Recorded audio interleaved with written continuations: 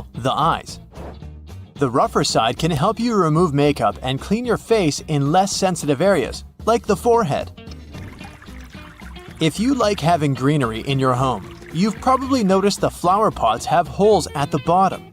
These holes are the reason your green friends live a happy life. They're extremely important for water drainage. Thanks to these holes, you'll avoid stagnant water buildup that can eventually ruin your plant. Also, thanks to those holes, roots can grow and expand beyond the limits of your pot. Have you noticed aviator sunglasses mostly have green lenses? It has something to do with their origin. First, they showed up in the 1930s.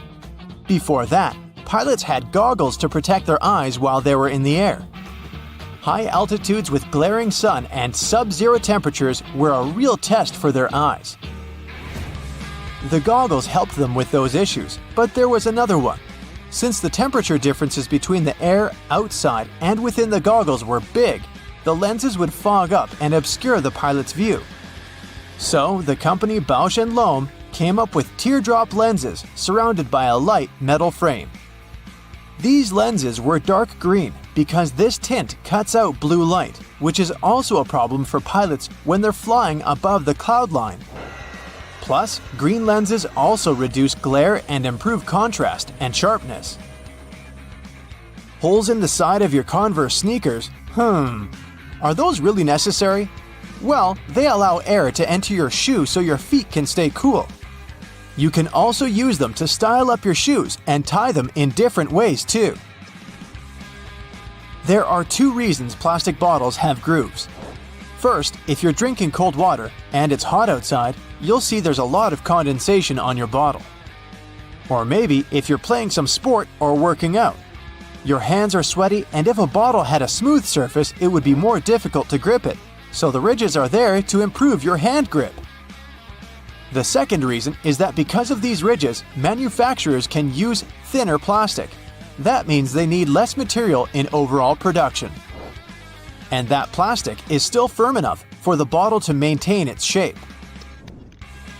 Wooden coat hangers are not just there to look nice.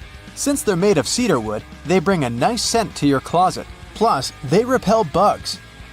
They're also quite firm, so they come in handy for heavy clothes, such as jackets. And it's hard to damage them. So, they'll serve you longer. You may have noticed there's a colored square at the bottom of your toothpaste. These blocks mostly come in blue, red, green, and black. They are some sort of eye marks, since they help manufacturing machines at the assembly line recognize where and when to cut the toothpaste and seal the end of the tube. Some boots have loops at their top and back. Looks like a fashion statement, doesn't it? Or maybe it's something that manufacturers add for fun. But those loops actually have their purpose. With them, you can pull the shoe up when trying to wear it. Plus, you can easily hang them or use the loop for better support for the laces. Confession time. Remember those attachments your vacuum cleaner came with? Did you also put them somewhere aside and never use them again? They're actually pretty helpful when you're cleaning the house because you can use them for particular areas that are sometimes hard to reach with the regular attachment.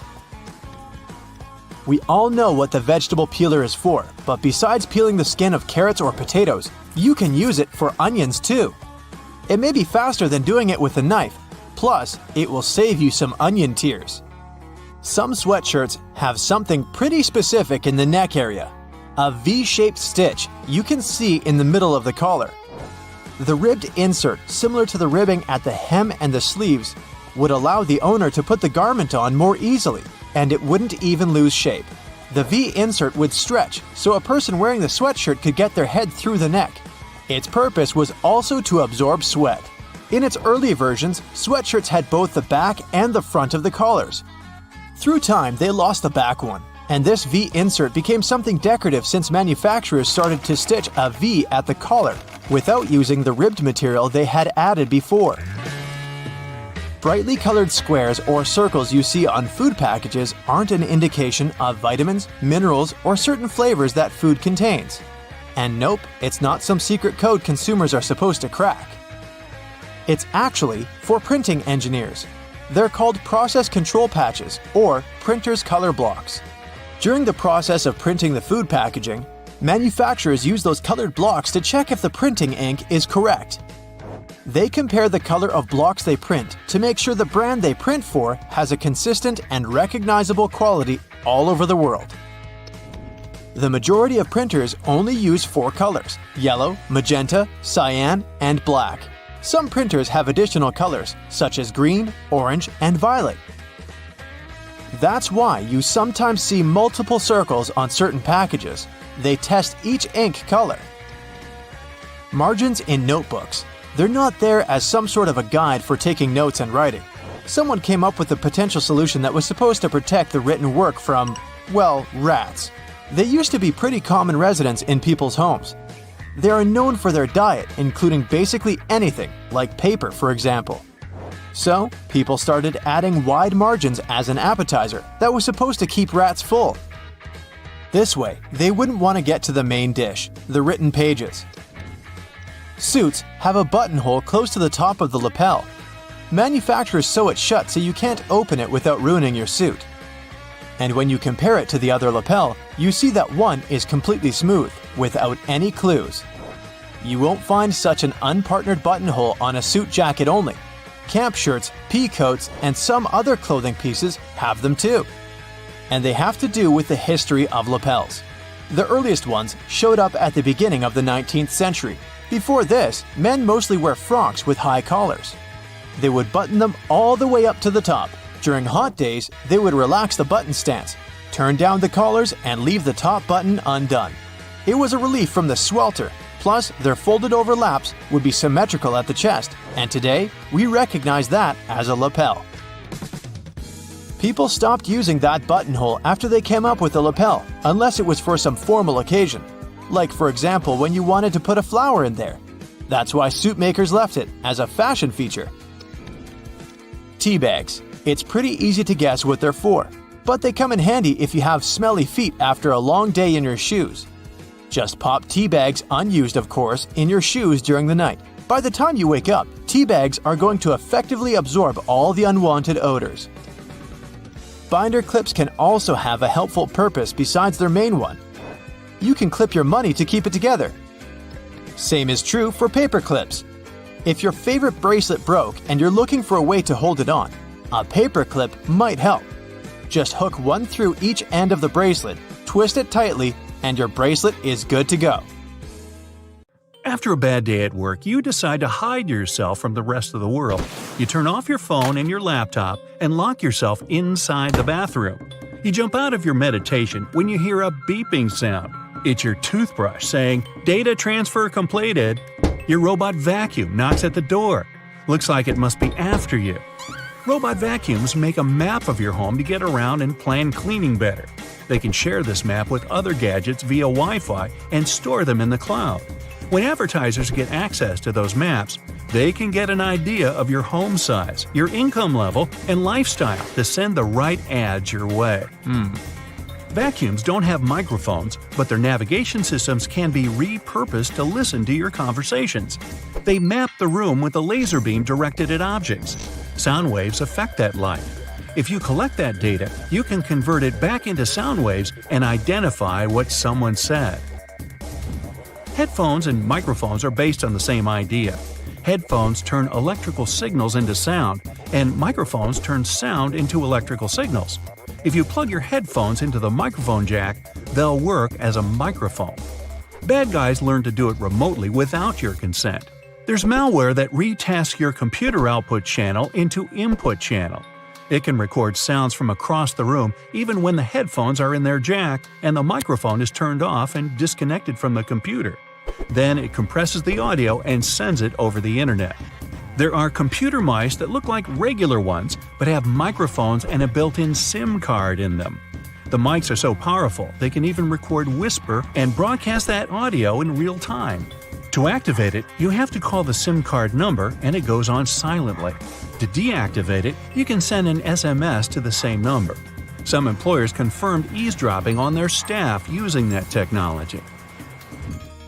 A smart toothbrush remembers every move you made with it and shares it with you when you're done brushing. It also connects to your iPhone or Android using an app and sends data on your brushing habits to your dentist. They can watch over your brushing process and give you tips on how to take better care of your teeth. Smartwatches, fitness trackers, and other smart wearables monitor your health and can determine if you're walking, running, or driving with their built-in sensors. If third parties get control over that data, they can also monitor your hand movements as you unlock your phone, enter your PIN code at the ATM, or your password at the computer. The gadgets are smart enough to accurately guess all that secret data most of the time. They can also find out the email address you used when you registered with the app to identify who you are. Pacemakers and other health devices send patient data over the internet. In theory, criminals could obtain it during transfer and change it to look like the patient needs hospital treatment. That would make them leave their home, and bad guys could take advantage of the situation. Smart toys that have cameras and microphones in them can record videos and sounds and send them to the toy maker. To keep prices on smart toys lower, they don't add expensive security mechanisms to protect that data. If cybercriminals get a hold of it, they can steal pictures, videos, or audio, and even identify GPS coordinates of the house.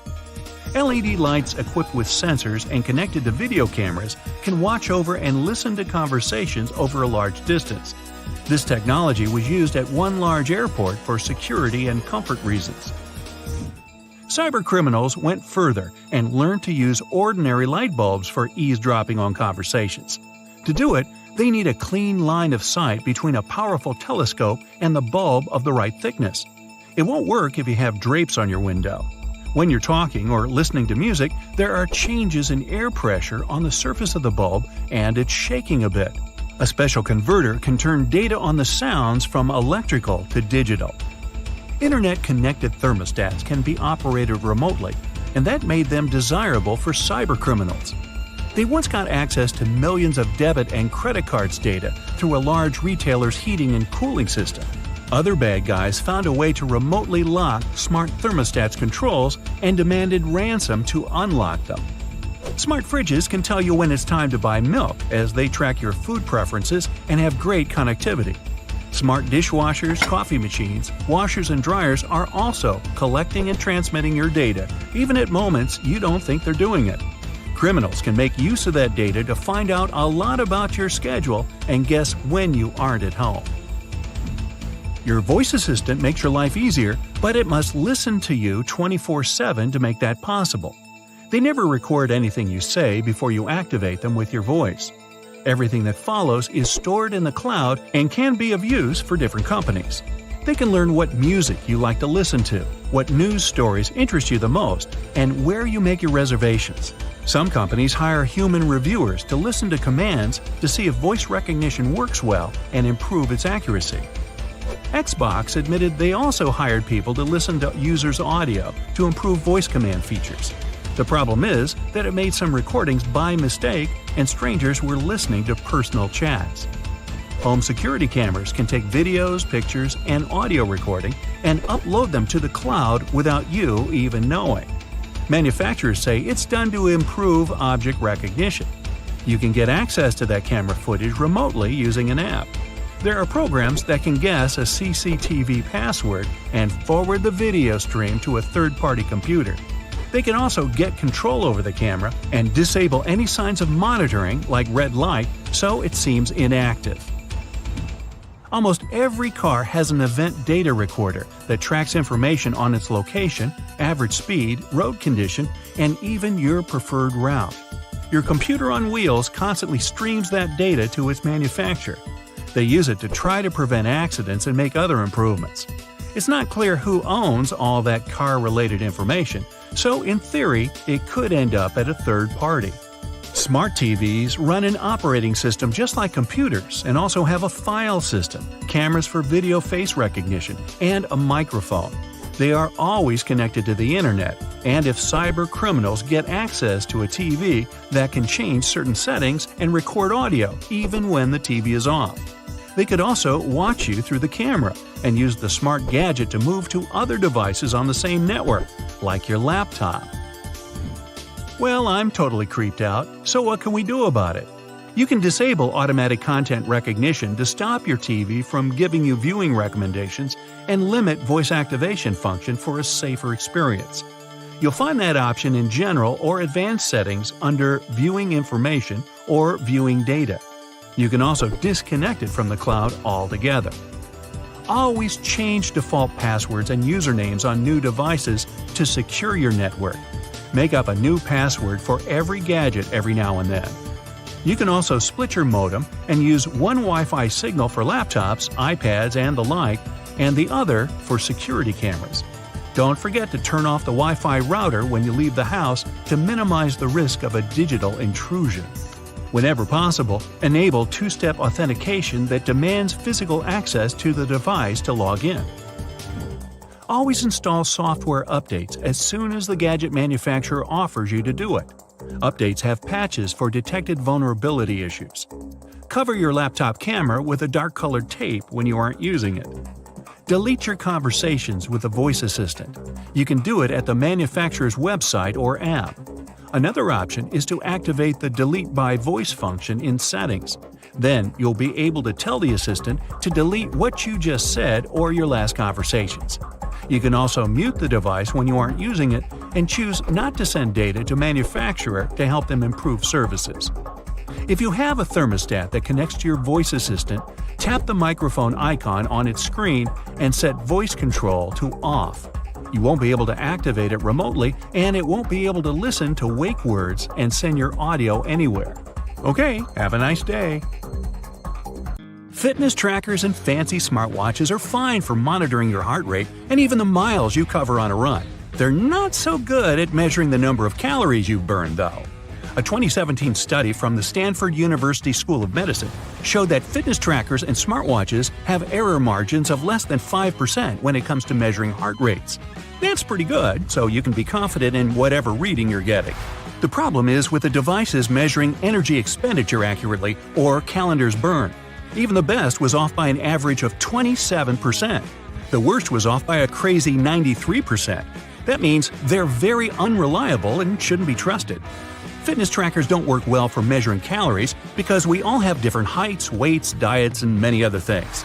That means we all burn calories at completely different rates. The trackers are often programmed with a preset average height and weight.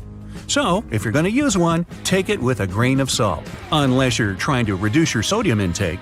Sunscreens have only one job to do, and that's protecting us from the harmful ultraviolet rays. In 2017, though, a study found that many popular brands failed to protect at all, with only 1 in 4 working. Most sunscreens didn't protect users from ultraviolet A and B rays at all. Some manufacturers also claimed that these products had an SPF of over 50, which sounds very high quality, but the actual SPF was much lower than that. The misleading labeling means we aren't as protected as we think when we're at the beach. So when you're out shopping for sunscreen, make sure you look at the ingredients and apply more than you think you should. Ooh, sports drinks, an essential item for anyone working out. These bright-colored drinks are filled with electrolytes that will increase your performance and rehydrate you fast. The problem is, we're not all athletes, so most people would be better if they just drink water instead. Sports drinks are made up of water with some minerals and lots of sugar, coloring, and flavor. Those minerals are electrolytes, which can help our bodies go longer. Your exercise habits, the duration, and the intensity of your training all come into whether you really need that extra boost. While sports drinks can benefit athletes engaged in long or intense training, they're not really necessary for most gym goers. Sports drinks are probably pointless if you're only doing light to moderate exercise, like walking or jogging, over a short period of time. After using a toaster for most of your life, most people still haven't figured out how to get a perfect heat setting. It turns out that burnt toast is probably just down to a simple misconception. Those numbers on your toaster aren't heat levels at all. They're actually minutes. The dial is basically just a timer. That means all you need to do is look up how long it takes to toast certain things, and you'll never ruin your breakfast again.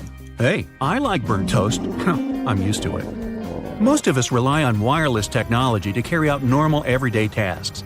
It can be very frustrating when technology stops working and interrupts your day. In fact, the only thing more frustrating might be not knowing why it isn't working. The worst culprit here is your cell phone. It'll often show really great reception, but somehow can't make a phone call. The bars on a cell phone actually don't mean anything. The way they receive the signal differs a lot between different makes and models of phone. There's even a big difference between what the bars mean from one phone to another. Meanwhile, watching a progress bar showing the percentage of time left to complete a download on our phones or PC can be tedious. Sometimes they just seem to be stuck doing nothing. Bad news, they don't really work. At least not in the way we think. The system updates the progress bar when certain milestones are reached. A progress bar at 50% doesn't mean half the file has been downloaded. Almost all the files could have been downloaded. The point of them is to give you something visual to look at. Progress bars aren't accurate because downloads and transfers have too many variables beyond the system's control. Internet speeds and network availability are the coordinators of how quickly a download will complete, while your computer's hard drive determines how fast things process and information gets put in the right files. It's probably best to make a coffee or set things up to download while you're in bed, instead of constantly checking up on an incorrect progress bar. Elsewhere, stopping at a crosswalk and pressing the button hoping the walk signal will come up might just be a waste of your time. It turns out that all that button pushing could be for nothing. Some crosswalk buttons need to be pressed, but others don't do anything at all. The crossing symbol will just light up whenever it wants to. Some crosswalks even switch between needing and not needing a button press, depending on the time of day. That said, it can be difficult for all of us pedestrians to determine whether a crosswalk button works or not. When in doubt, just push the button anyway. You don't want to stand around waiting for no reason. With more people going into the water and sharks, living in the water, the fear of bumping into a not-so-friendly shark is ever increasing. This shared water space has pushed many companies to try to create shark repellents. This sounds like a good idea that should help keep both people and sharks more safe. Companies have tried everything – sprays, wetsuits, magnets, wax, and even electronic devices to repel the scary fish. The bad news is none of these products are confirmed to actually work. One in particular makes the sound of an orca. Sharks aren't too fond of being in the same area as them, but does pretending you're an orca stop a shark from biting you? If you feel safer using them, then go right ahead. But if you're looking for a shark deterrent that's 100% effective, it's just not available. Psst, here's what actually works. Stay out of the water. Rushing into an elevator and repeatedly pushing the closed door button in the US is basically a huge waste of time unless you've got the special trick. In 1990, the US passed a Disabilities Act for elevators, which meant that elevators had to ensure that someone with a disability had time to get inside one. If you're on crutches, use a cane, or travel in a wheelchair, you don't have to worry about someone accidentally closing the elevator doors before you've had a chance to pass through them. There's one important loophole to this.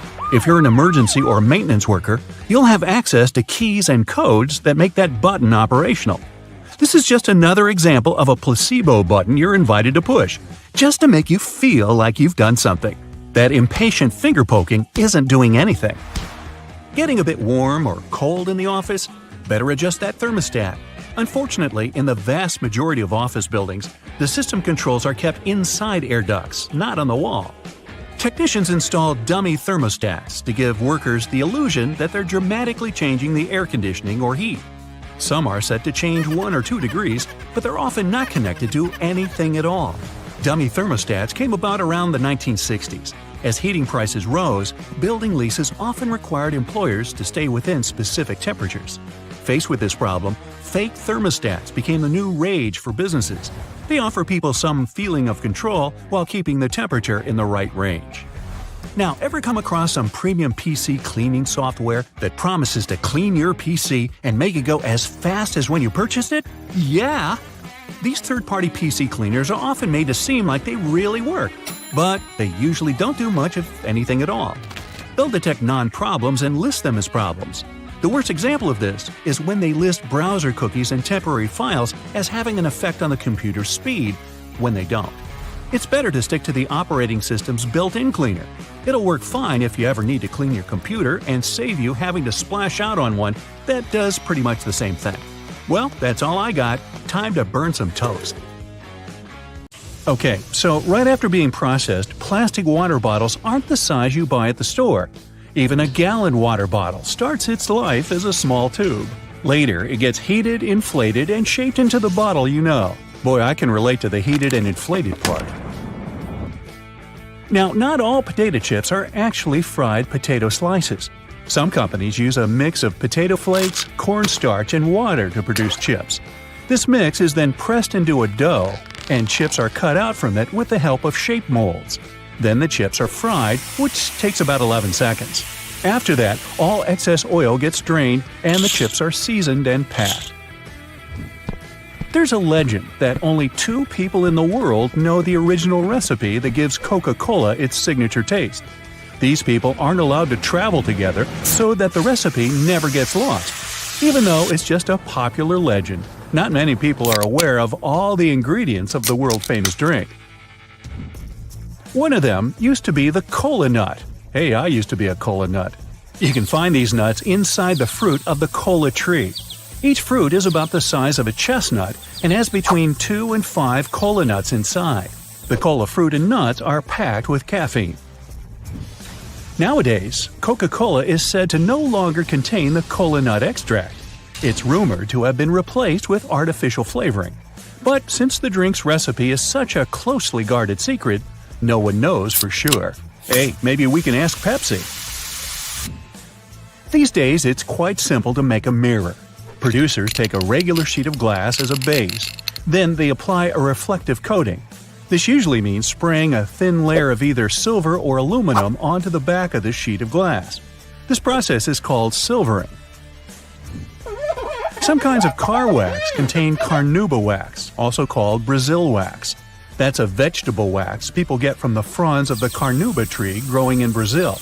To get the wax, the leaves of this tree first get dried and then beaten. Ooh, ooh, ow, ow! This is how you can remove the powdery wax. Now, pencils. First, their leads are made by mixing clay and graphite powder. This mixture is then baked. After that, pencil bodies are made. If they're wooden, the material should be chosen carefully. It should be soft enough to sharpen, but tough enough not to break. When the pre-cut sections are delivered to the factory, they have grooves cut in them. These grooves will later accommodate the leads. Then special glue is added. This way the leads will stay in place. Next, every second section is sent to a special conveyor, and the leads are placed in the grooves. Then another section is glued to the one filled with leads. We get a large multi-pencil sandwich. Sandwich, I'm getting hungry. The 2 parts of this sandwich get compressed and cut lengthwise. Then they're shaped and form separate pencils. Lava lamps were invented in the middle of the 20th century. The magic happening inside is due to the right amount and type of ingredients. 2 of them are oil and paraffin wax. The oil helps the wax heat up, and once it's heated, it starts rising up slowly. Once the blob reaches the surface, it cools down and sinks back to the bottom. Now, nutmeg is a strongly flavored spice used in many cuisines all over the globe. Despite its name, nutmeg isn't a nut. It's technically a seed native to the Spice Islands and East Indies tropical islands. Nutmeg grows on trees, and the seed itself is sealed in a shell. Once it's ripe, the outer shell cracks open. Chocolate comes from the cacao tree, which is native to the Amazon. These trees also grow in Central and South America and some other tropical climates in Africa and Asia. The seeds of the cacao tree are very bitter. They have to be fermented to develop the flavor you're used to. After this process, the beans get dried, cleaned, and roasted. The shell is removed, and crumbled bits of dried cocoa beans are ground to cocoa mass. This mass is then used in the production of all kinds of chocolatey things. In the past, people used to chew different types of aromatic substances, including beeswax, tree resin, or even aromatic twigs. But modern-day chewing gum is made of a natural latex-like ingredient called chicle. It gets extracted from trees. Modern marbles are made from glass. The first step is to melt recycled glass and previously rejected marbles that turned out to be too small or too big.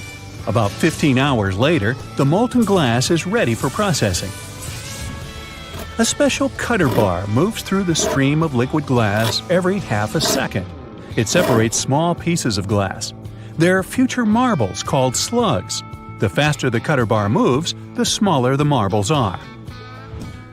After that, the still hot slugs are sent through several constantly rotating metal rollers. They keep the slugs apart and also cool them. These ridged rollers also give the marbles their spherical shape. As for the marble's final coloring, it's determined already at the melting stage. That's when the air passes the coloring through the glass. You can find springs everywhere, from tools, electronics, and toys to pens and mattresses. They come in different forms, for example, torsion, wire, extension, or compression springs. When a spring is made, a steel cord is passed to a dereeler. How thick this cord is depends on what kind of spring we need. The dereeler unwinds the roll and sends the cord to a computer-controlled forming machine. That's where the cord gets coiled to the needed length and cut into pieces. Now, to produce tomato ketchup, one of my favorites, you need tomato paste or puree, sugar, or some other natural sweetener, salt, spices, vinegar, and onion powder.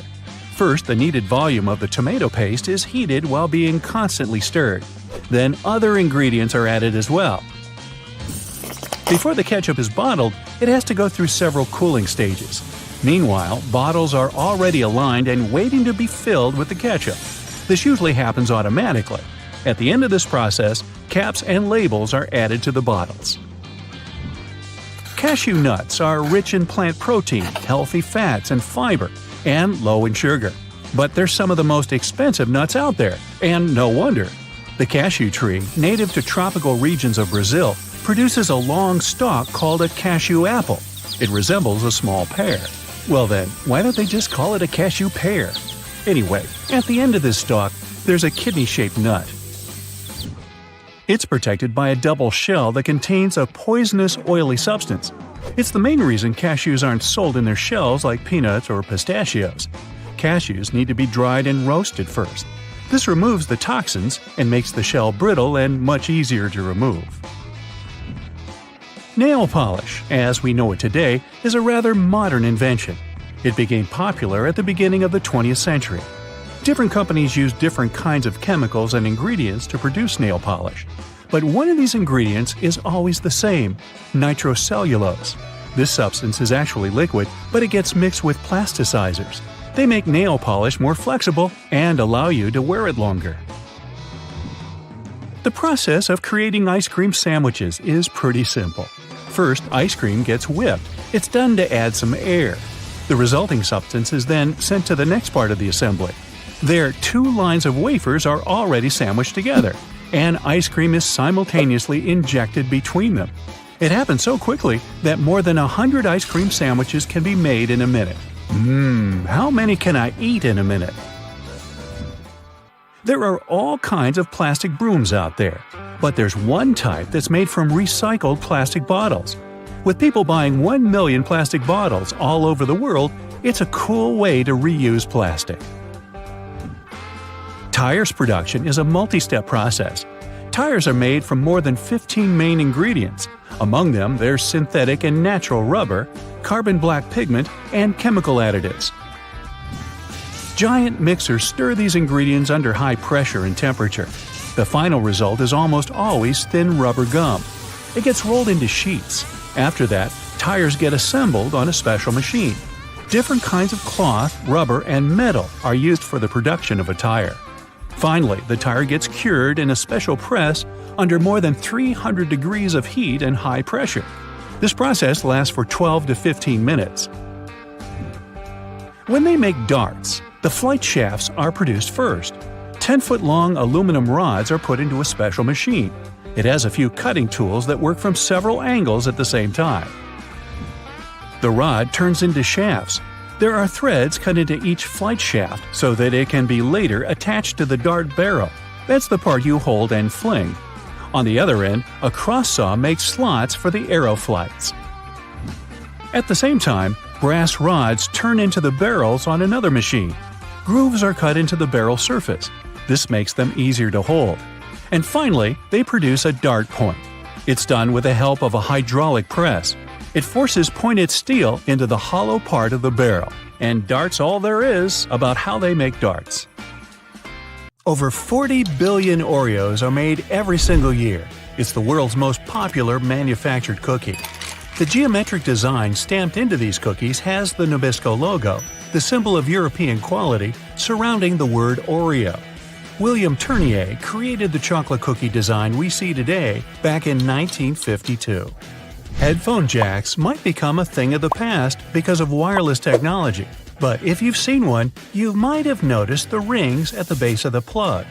One ring means single sound playback, 2 rings represent stereo sound in the left and right ear, while 3 rings means you've got stereo and a microphone built in. Now, the iconic orange, red, purple, yellow, and lime green rings of Fruit Loops hide a deep secret within. They don't represent different fruit flavors. All those rings are the same fruit flavors blended together. The colors are just for show. The E in Dell's logo is at an angle because the founder, Michael Dell, wanted his technology to turn the world on its ear. A compass uses magnets to point to the magnetic North Pole, but it's not really north at all. The North Pole of a compass magnet points toward the north because the north and south attract. Earth's south magnetic pole is near the geographic north, while the North Pole is near Earth's geographic south. Confusing, isn't it? Those little red spots you sometimes see after you crack an egg are nothing to be worried about.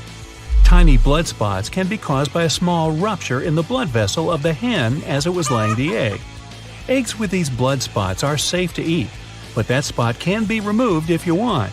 It won't affect the taste of the egg. That's comforting. Ketchup is a word taken from many cultures, like Chinese, Malay, and Indonesian. It originally meant a pickled fish sauce. Catsup is also an acceptable spelling used. However, ketchup is the most popular way it's spelled these days. Airbnb's logo isn't a bent paperclip as it may seem to be. Bello, as it's called for belonging, means more than that. There's a person's head, the location symbol, and a heart for love. All joined together, they make Airbnb's iconic A and symbol of togetherness. E120 or Natural Red 4 food coloring, aka carmine, is made from tiny beetles. It's been used to color anything from cakes to candy to even drinks. That shine on candy also comes from bugs. This time it's the Indian female lac bug.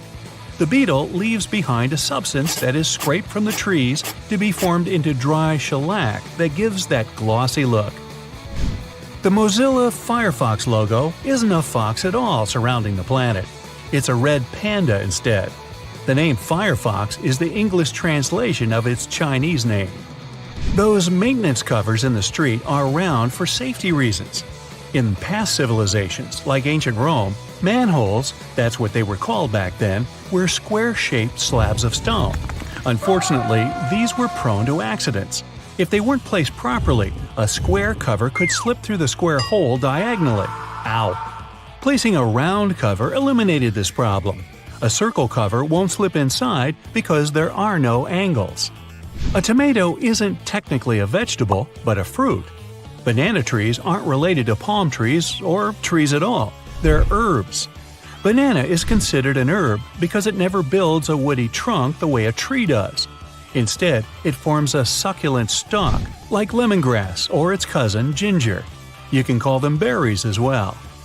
The Golden Gate Bridge color wasn't meant to be the orangey red that it is today. The bridge's original color was suggested to be many other colors, such as black with yellow stripes or even candy cane to make it visible for passing ships and aircraft, especially in the frequent San Francisco fog.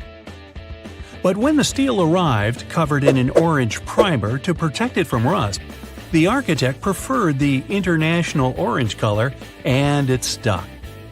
Those legs on the back of keyboards aren't an ergonomic design. The color of a chili pepper reveals nothing about its taste or heat.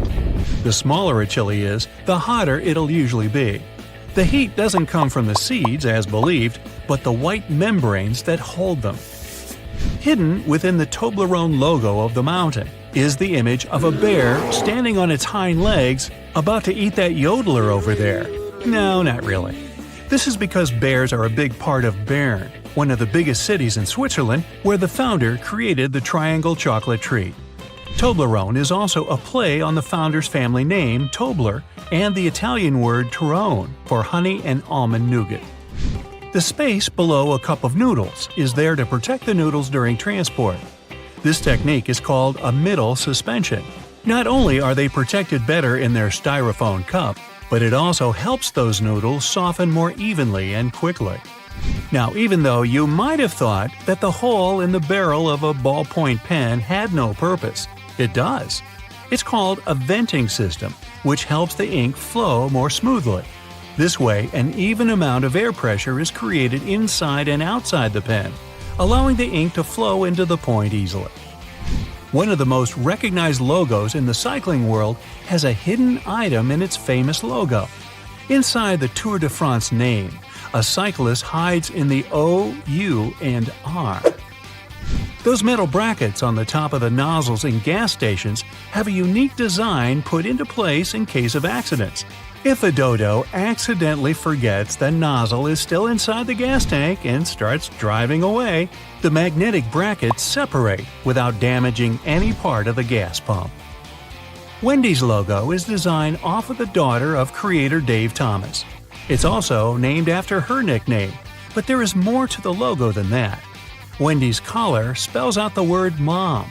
While unintentional, it became something to mean a homey feel more than any other restaurant out there. Finding the right lane to be in while driving for your exit can sometimes be confusing, especially in a foreign country. Pay attention to the side of the road that exit signs are located. It'll be the lane you need to be in. Some toothpaste has a little seal on them that needs to be removed before you can use them. Instead of peeling back the foil layer, the toothpaste lid has a little spike on the top just for this reason. Tostitos have a secret symbol hidden right in the middle of their name. The two T's in the middle of the logo resemble two people enjoying Tostitos over a bowl of salsa. The salsa bowl is in red and forms the dot in the eye. One of the most recognizable figures in the world, the Statue of Liberty, for 16 years functioned as a fully operational lighthouse. However, the light was barely visible even from Manhattan. In 1901, it was eventually decommissioned as a lighthouse. Tourists could even visit the torch for a stunning view of the city. But an accident damaged the Statue of Liberty's torch in 1916, and it's been closed to the public ever since. The Do Not Remove Under Penalty of Law tag on mattresses isn't put there for the consumer or void your warranty either if you do remove them. In the 1900s, manufacturers used to create the filling with basically anything: animal hair, old hospital beds, or clothing. It didn't matter at the time. Strict laws created the tags to stop recycled materials from being used and sold as new. Good thing. Toyota's symbol is more than just some random rings combined. The three overlapping ovals symbolize the merge of the hearts of consumers and Toyota together. A California sushi roll is made of seaweed, rice, cucumber, avocado, and crab meat. But it's not crab meat at all. Surimi is an imitation crab meat. It's made of white fish blended with sugar instead of crustaceans. The fish mixture is then heated and pressed into shape. The logo for Beats is just a lowercase b inside of a red circle. The circle represents a human head, with the b being the headphones in their shape. All those little black dots around the edges of car windows are called frits. A frit is a painted black enamel that's put into windshields during manufacturing. They block ultraviolet rays and help distribute temperatures between the metal and glass. There are 24 symbols hidden inside the Unilever logo. Let's count, shall we? The sun, dove, plant, spark, chili pepper, spoon, bowl, flower, ice cream, hand, hair, lips, swirl, fish, clothes, bee, particles, packaging, transformation, waves, DNA, palm trees, heart, and virtuous cycle, whatever that is. These represent everything that the company believes in and produces. DNA? Bobby pins are designed so that the zigzag part goes onto your scalp, not the flat part. It gives a greater grip on the hair and skin, making the pin stay in longer. The story that the pins were named after those fashionable London constables called bobbies is not true. I made it up. If you've ever gotten bored while waiting in a car, like I have, you might have played around with a headrest. Yep, you can pull them off, and they'll come right off relatively easily. It seems useless at first, but that's something you'll want to do if you're ever trapped in a car and need to break a window to get out, like I do. Even a box of aluminum foil has its secret. On the side of the box, you can see a small tab you can push in. So simple, but that's what actually holds the roll of foil in place. This tab makes it way easier to unroll a sheet and tear it off without any frustration. Ever wondered why gripping a certain tool, handle, or even a pen kind of feels more secure when it's coated with a rubbery material? The keratin of the outer layer of the human skin is rough and stiff at a small scale. So let's say you have a polished metal or glass which is stiff but also a smooth and impenetrable surface. When you encounter that, the actual contact area is small, as is the friction at the beginning. Your sweat pores secrete moisture, which is why the keratin gets hydrated and becomes softer. Because of that, it requires many seconds for the contact area to increase to the same value it reaches almost right away with some soft materials like rubber. This mechanism might be used by our tactile senses when we want to identify materials. Now, the pom-poms on beanies and other hats have their purpose, and it's not just to look cute and fluffy. Well, at least they did have a purpose. One of the theories says French sailors used to wear hats with pom-poms so they wouldn't hurt their heads on the ship when the weather got rough. Yup, the ceilings of the ship were really low. When the waves were too big, bang, you could easily hit your head on the ceiling. So the pom-poms came in handy. Now they're just a cute addition to our winter caps. That mysterious drawer under the oven, the one where you keep all your kitchen gear you just don't know where else to put? Well, you used it well in that case, but the drawer was originally designed for keeping your meals warm, at least until you're ready to serve them. And that space under your lower cabinets that protrude slightly and can't be lifted, this area is also called a toe kick. It's the reason why you can stand closer to the counter while cooking. Also, the doors of the cabinets are off the ground, so they'll swing over your toes. The cabinet under the sink isn't for storage either. Maybe that's where you keep your cleaning products, but its real purpose is to give you access if your sinks leak and you need to do some plumbing work. That weird little hole at the top of a lollipop stick you can see after finishing a candy is not a whistle. It has something to do with the manufacturing process. When pouring hot molten caramel into a mold, some of it will seep into this mysterious hole and harden. This way, the candy will stay on the stick and won't fall off. Keyboard letters aren't just randomly arranged the way they are. The first keyboard ever made belonged to the typewriter. Typists eventually got so good at their job, they started typing too quickly. So the key arms would get cross-wired at some point and stuck. That's why manufacturers had to make the order of keys more random to intentionally slow down typists so they could keep the machine running. Do you like to let those brushes on the side of the escalators in malls polish your shoes? Believe it or not, that's not their main gig. The bristles are there for safety. People used to get their bags and clothes stuck in those escalators when they would stand too close to the sides. These nylon bristles kind of play with people's minds, and they keep their feet away from the escalator skirt panels and avoid accidents. Most people assume bobby pins have curves for fashion, which is why they mostly place it in their hair with the wavy side up. But those little waves are actually there to catch the underlying bulk of hair and grip the pin into place. So the wavy side should go down. You've probably noticed measuring tapes mostly come with a metal stub that ends with a small slot. If your hands are full of stuff, simply hang the slot on a nail for measurement. If you take a closer look, you'll see the stub is a little bit serrated on one side. This means you can use it to mark the points, so you don't even need a pencil. If you spend a lot of time in planes, you've probably noticed that little hole located at the bottom of the window. Nothing to be nervous about. It's what keeps us safe while flying high. It's something called a bleed hole. You can see right there in the middle of the pane of the 3 window panes that actually protect passengers from the outside pressure. This hole may be tiny, but it takes all that pressure off the outer one. The hole also gradually exposes it to cabin pressure, which helps with fixing pressure imbalances on the windows, if there are any. There's a number 57 staring at you from the middle of the Heinz ketchup bottle forever.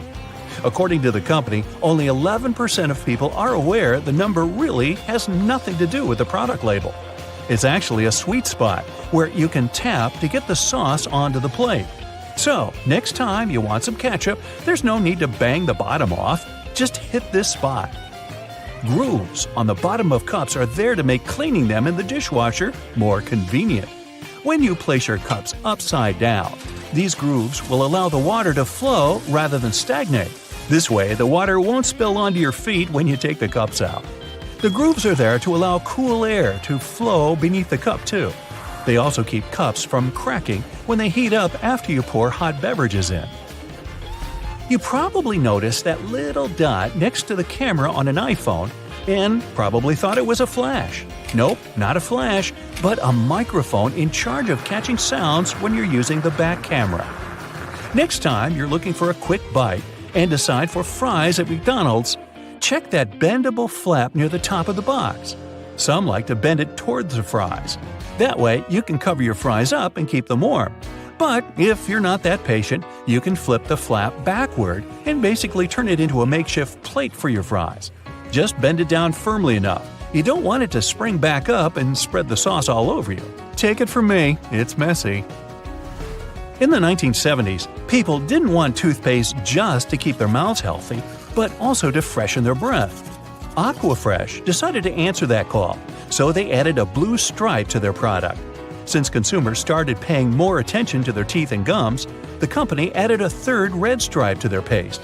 The paste now has 3 functions: freshening, cleaning, and plaque control. And yes, solid white toothpaste can offer the same benefits, but brands continue to add stripes to their paste anyway. Speaking of toothpaste, do you know those colors on the bottom of tubes? The colors don't mean anything in particular.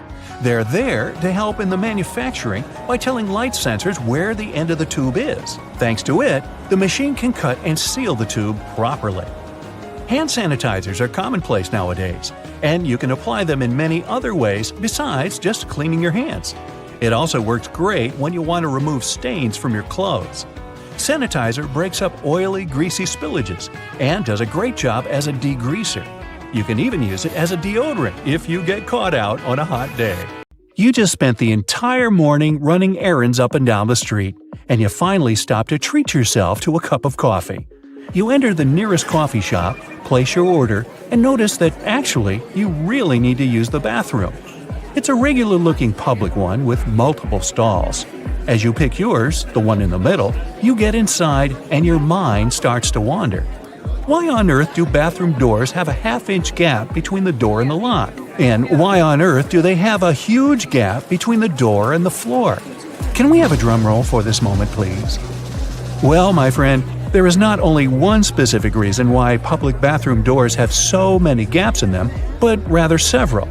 Public toilets are designed to make people spend as little time there as possible. You aren't supposed to feel comfortable or at home. So the design would have to reflect this notion. Here come the gaps. In some bathrooms, gaps are so big that users may even feel self-conscious about doing their business out of preoccupation that the rest of the people standing in line will see them. Then there's the matter of pricing. Making custom doors can be a heavy burden for the people building public toilets. This would mean understanding exact measurements so that doors would always fit the mold of the stalls it's supposed to be installed into. Now, not all the gaps in public bathrooms are necessarily the same size. They may vary, even if this variation is small and often unnoticeable. So, these gaps actually help to reduce the margins of errors and to turn production more cost-effective for the people financing them. In case a door comes wider or more narrow than it should, the gap regulates the differences and allows for their installation anyway. There is also the case of air circulation. The last thing you want to do in a public bathroom is to trap odors. So you need a little space under and between the doors to allow the air to flow. Finally, the gaps are a big safety measure. It can always allow for people on the outside to see if someone inside a stall isn't feeling too okay and maybe needs some help. And what about that extra hole in the upper part of the sink?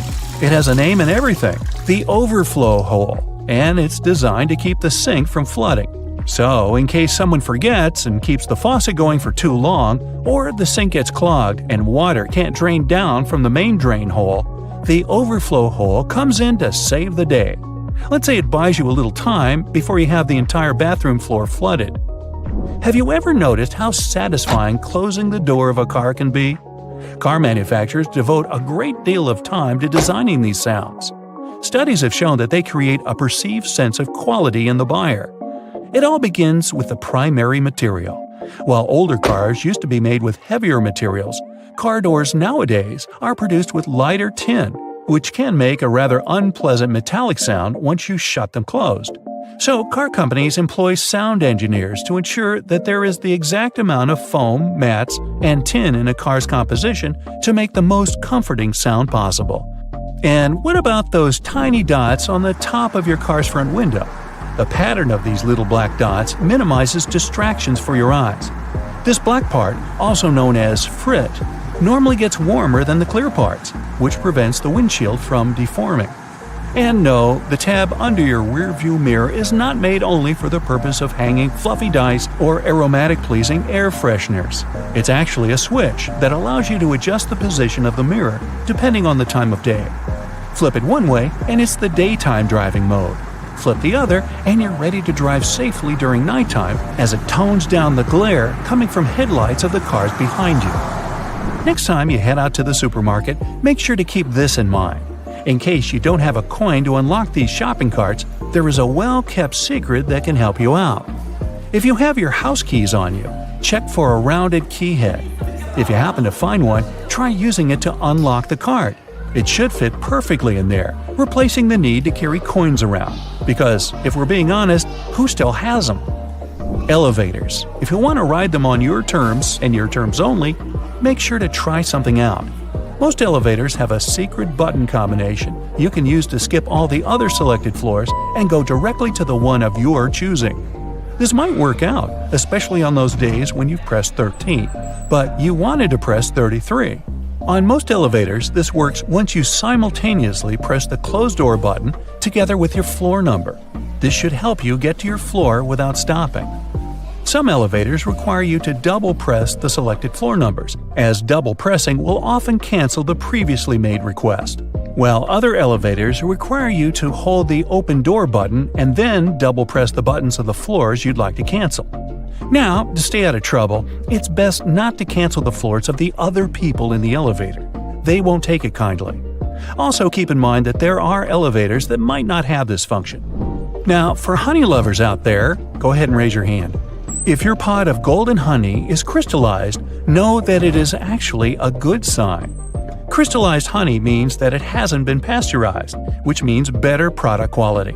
With a decrease in temperature, the natural ingredient of honey, also known as glucose, will make it crystallize. Now, try making the best of it.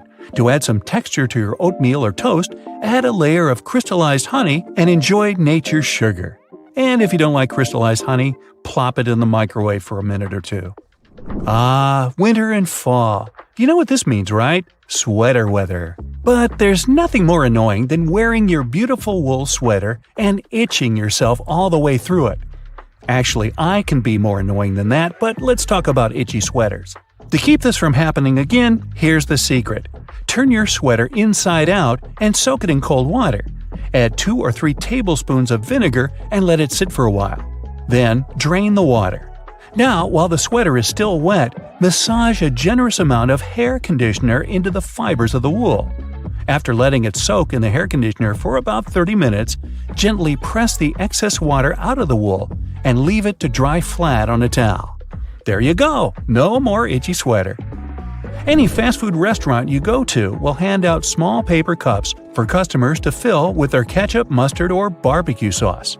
But if you're eating some chicken nuggets or trying to dip your burger into the cup, there's always that bit of sauce that seems impossible to reach. Next time, try unfolding the cup. It'll turn into a small paper plate, and this way you'll get all the ketchup you poured in the first place. Padlocks used in outdoor environments should be cleaned and lubricated every 3 months. Regular lubrication will help prevent padlocks from freezing in cold weather conditions. Look for the tiny hole on the bottom of the lock. Then pour oil into it, and there you go. It opens again. One thing we often neglect is a point in an ointment cap. These pointy surfaces were designed to help us break the tinfoil protection of the ointment tube. You just turn the cap over and break the ointment seal with its own cap, and there you go. After a long day of work, all you really need to do is a bubble bath. You turn on the hot water and let it run for a few minutes. You might even light a candle and pour some essential oils into the water. Then, in comes the liquid soap. You stir the water until the entire surface of the tub water is crammed with bubbles and make your way in. The bubbles in a bubble bath have a fundamental primary function. Their job is to preserve the water's temperature, just so you can have warm water for longer. Do you have sweaty feet? Weird question, I know. But if you're one of these people, here's some good news. All is not lost. Try putting a dry tea bag inside your shoes and storing it in a dry place for a while. The tea bags will absorb the humidity and the smell off the soles of your shoes. So here I am thinking, shouldn't we have learned these things in school? Well, either way, if you learned something new today, make sure to tell us about it in the comments below.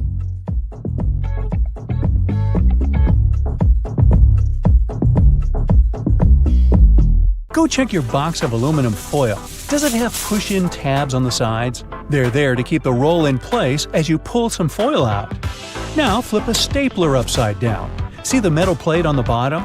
You can turn it to get temporary staples, ones whose pins are bent outward and are easier to take out. Speaking of flipping stuff, do it with a salt jar. Nah, you should have closed the lid first. Now you've got salt all over the place. Okay, now you've done it. Look at the bottom of the jar. See the ribs on it? If you take another jar, say with pepper in it, and rub the bottoms of the two jars against each other, the salt will pour out evenly without you having to shake it vigorously. Same works with pepper too. It wasn't their original purpose, but you can use soda can tabs to hang hangers on other hangers. By the way, the hole in the tab is there to put straws through and keep them in place. Post-it notes are supposed to be peeled off from the side like you're turning the page in a book. Most of us tear them from the bottom, and that just creates a crease and makes the whole note less sticky. The hole in your spaghetti spoon helps you measure the perfect portion.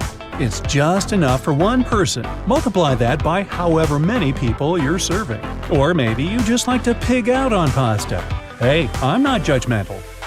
Does the audio jack in your headphones have 1, 2, or 3 stripes? 1 band means your headphones just play sound. 2 means stereo sound, and 3 mean the headphones also have a microphone. To prevent water from boiling over, just lay a wooden spoon across the rim of the pot.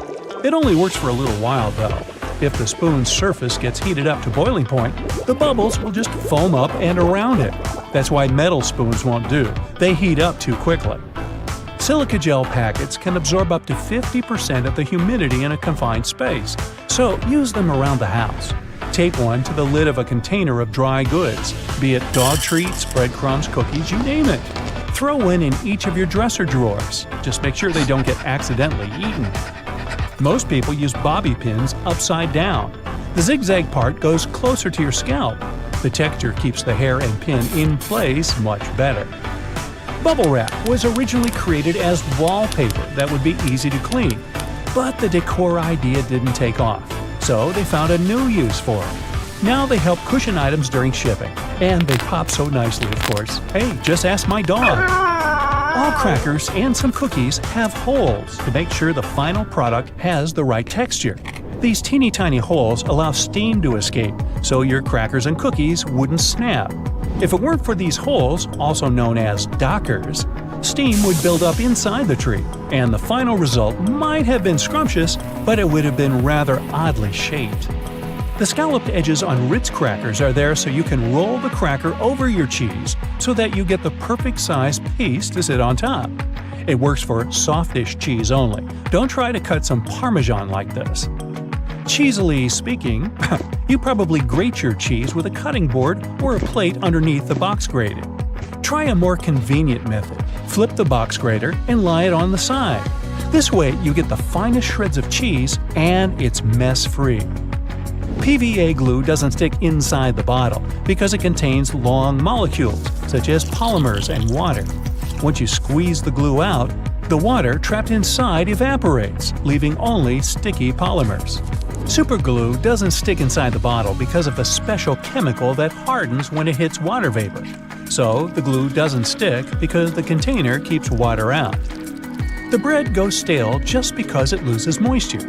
When you add water to the flour, it changes texture, and the starch molecules get pretty disorganized. Hey, I can relate. That's why bread is soft and fluffy when it's freshly made. But the more it cools down, the more water it loses. Starch molecules get their original crystallized state back. Also, recrystallization happens way faster in the fridge. The sole of your sneakers, and even the tires of your car, are just one huge molecule. It's because when rubber is vulcanized, all the molecules become connected through the sulfur, so they turn into one, but a really large molecule. Your jeans are blue on the outside and white on the inside because of a smart way to weave the fabric. The warp thread is dyed, while the weft thread has no color, it's just white. This way, manufacturers reduce the amount of dye needed for each piece of clothing.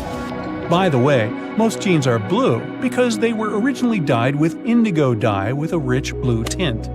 This dye was picked for the way it interacted with cotton.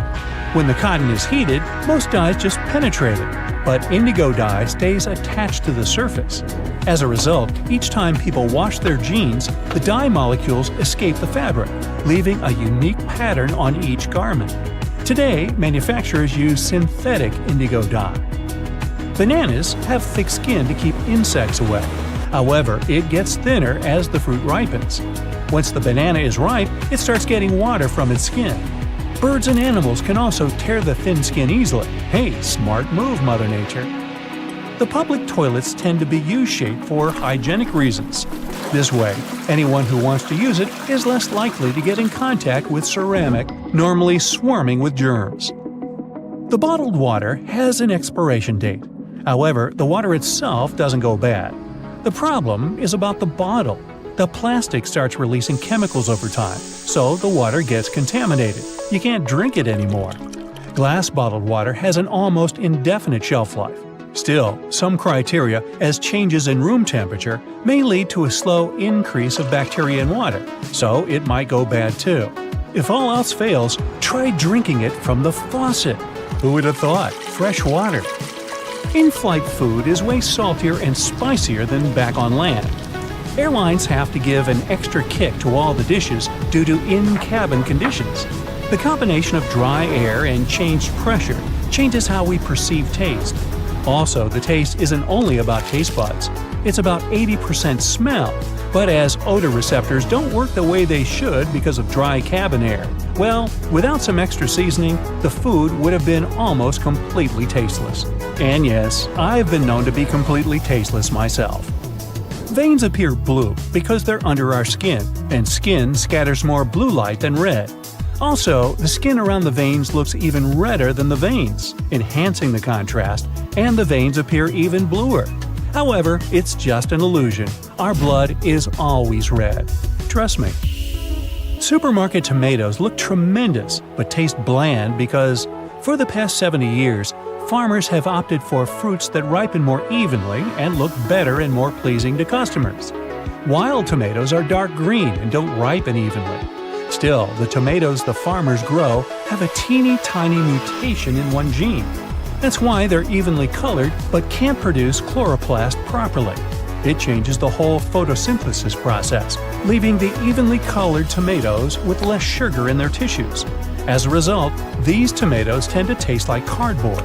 The moral to the story appears to be, go get some ugly tomatoes, or tomatoes.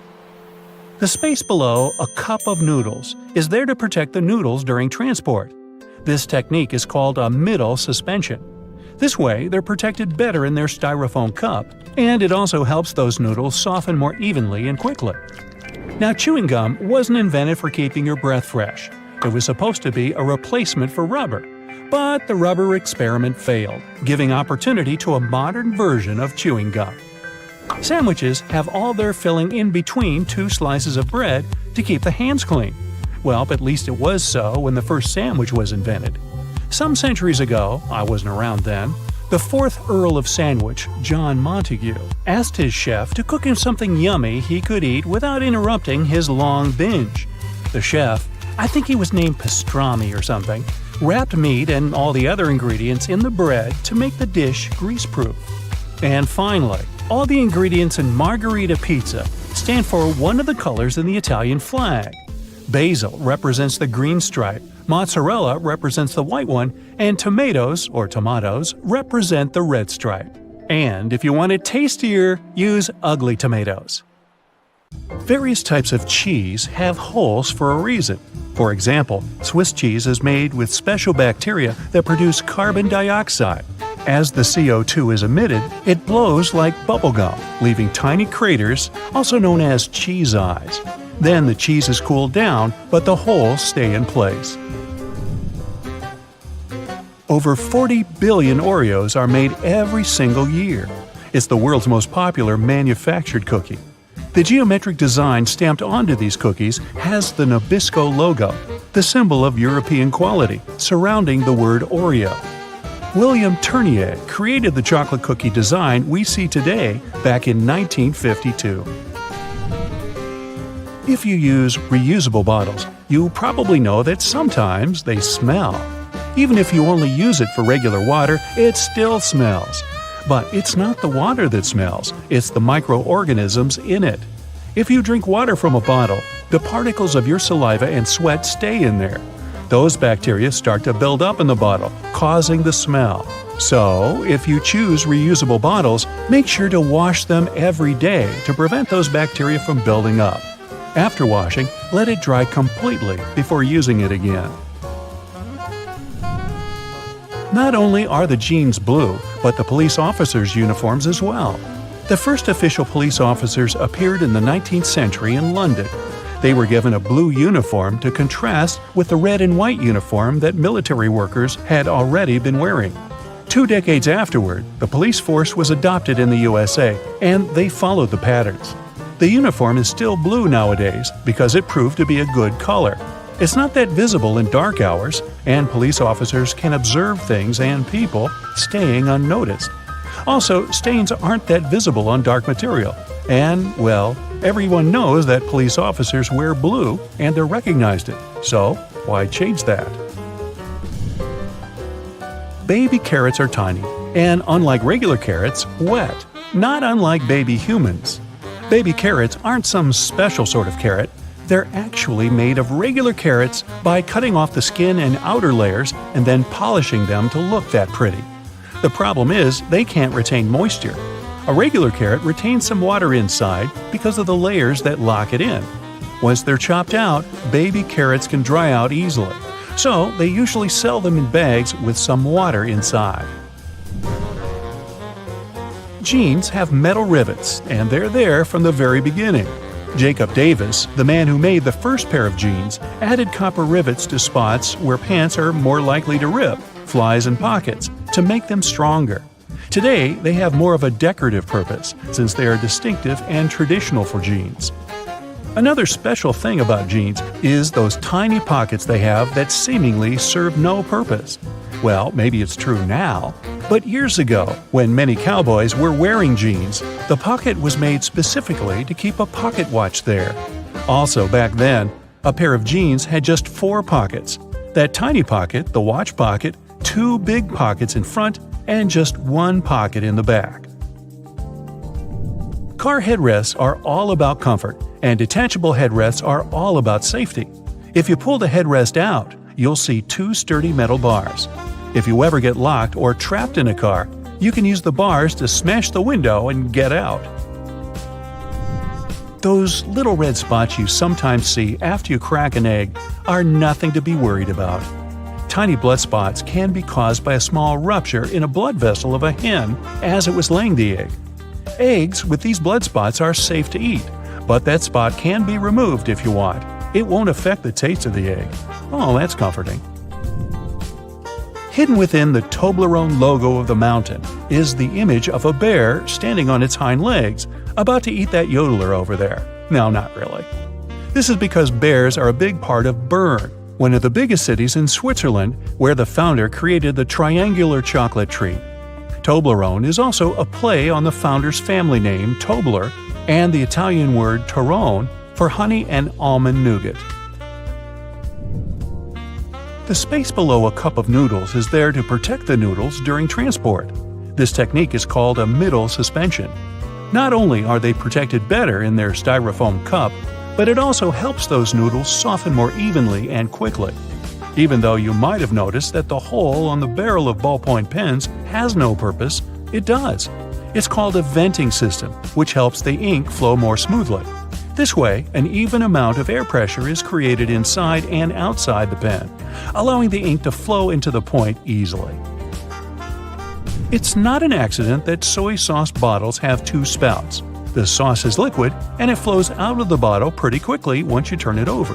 Most Asian food lovers will admit they've spilled it at least once in a lifetime. That's why nowadays, restaurants prefer serving soy sauce in special bottles that have two spouts. This design allows you to control when and how much sauce will come out. Just put your finger on one spout while you pour the sauce through another. If you press your finger tightly to the spout, the sauce will stop flowing, and if you remove your finger, it will flow again. And please do not remove your finger in a restaurant. It will freak everybody out. You've probably noticed that train and bus seats are covered in fabrics with weird patterns. Any idea why? They use these patterns to cover any germs and stains on the seat. Oh boy. The brighter the color and the more patterned it is, the harder it will be for a passenger to notice any stains and get grossed out. Also, the patterns are usually so ugly that no one even wants to look at them for long enough to spot any stains. So yeah, the pattern is there to make you look away, and if you look, to make it less noticeable. No bus will ever have plain white seats, that's a guarantee. The middle tab on soda cans can be flipped around. You can slip a straw in place so you don't have to hold it up your mouth. This Stay On tab replaced the pull ring tab created in the early 60s. You remember those, don't you? Those could be quite sharp and easily discarded where they could be a menace for others. Now you can pop your straw straight into one. Also means you can produce some bubbles and make a mess like a 3-year-old. Sometimes, when you purchase an article of clothing, you receive a plastic baggie with an extra button and a swatch of fabric. While the fabric is clearly used to patch holes, it can also be used to test the effects of various cleaners on certain surfaces. It's handy, too, to test wash cycles before using them to wash the whole garment. Escalators have those fluffy black brushes for a similar reason that some have yellow lines on their steps, to try and deter people from getting too close to dangerous places. People don't always take notice, and sometimes clothing can drape close to the point where the step meets the edge or skirt. The brush is a little barrier to help prevent this from happening. They can also catch bits of fluff and prevent other small things from falling down into the gaps. Those takeaway containers most associated with Chinese restaurants are designed to not only carry your food home, but to store it in the fridge. They double as a plate, as you can eat straight out of them and don't have to worry about dirty dishes. Yay! They were actually patented way back in 1894 to transport freshly shucked oysters and were known as oyster pails. They were later adapted to use as leak-proof containers for food. Ever wondered why coins have those little ridges along the edge? It's a leftover from earlier times when they were worth more. Counterfeiters could easily file the edges off to sell as gold or silver coins to make some profit. The ridges were created so it was much easier to tell which of the coins had been altered. It's not needed today, but the coins still have that altered style. All crackers and some cookies have holes to make sure the final product has the right texture. These teeny tiny holes allow steam to escape, so your crackers and cookies won't snap. If it weren't for these holes, also known as dockers, steam would build up inside the treat, and the final result might have been scrumptious, but it would have been rather oddly shaped. Dogs like to walk in circles before snoozing because they inherited this behavior pattern from their ancestors. There were no special doggy beds back then, so most pooches would have to push down tall grass to make a sort of snoozing spot. Plus, as a bonus, those movements scared off all the critters lurking in the vegetation. Donuts are ring-shaped for a similar reason. If they hadn't had holes right in the center, the dough there would have always been undercooked. By the way, they're often associated with the police because back in the 1950s, donut shops were among the only places open late. They were a perfect place for police officers to grab something to eat and even deal with some paperwork during the night shift. Your jeans are blue on the outside and white on the inside because of a smart way to weave the fabric. The warp thread is dyed, while the weft thread has no color. It's just white. This way, manufacturers reduce the amount of dye needed for each piece of clothing. And they're still dyeing to make the jeans. Now here's a trick. Instead of putting the box grater vertically on top of a plate, put it horizontally, with no plate underneath, of course. This way, you won't risk scraping your knuckles because only your fingertips will eventually touch the grater when you reach the end of the process. Also, it gives the grater more stability, when otherwise you'd have to balance the grater or even hold it in the air with the other hand. When you're done, or when there's just too much grated stuff on the bottom wall of the grater, simply turn it on its side to pour the contents into the bowl or plate. Flowers in a vase would stay fresher for longer if not for the bacteria that breed in the water. Since copper has some antibacterial properties, dropping a penny into the water will help keep the microbes at bay and let you enjoy your flowers for that little bit longer. An easy way to check if your bed linen has dried completely is to put a small mirror in between the layers for about 5 minutes. If the mirror has steamed up when you pick it up, it means the sheets are still a bit damp. Let them dry until the mirror stops getting cloudy. A damp bed is a lovely breeding ground for fungi and bacteria. Okay, I'm in. If you have a not very healthy habit of eating in front of your computer, you'll be surprised at how much crumbs and grime there is inside your keyboard. Now, you can just turn it over and shake it vigorously, of course, but that's not very good for any piece of tech, you know.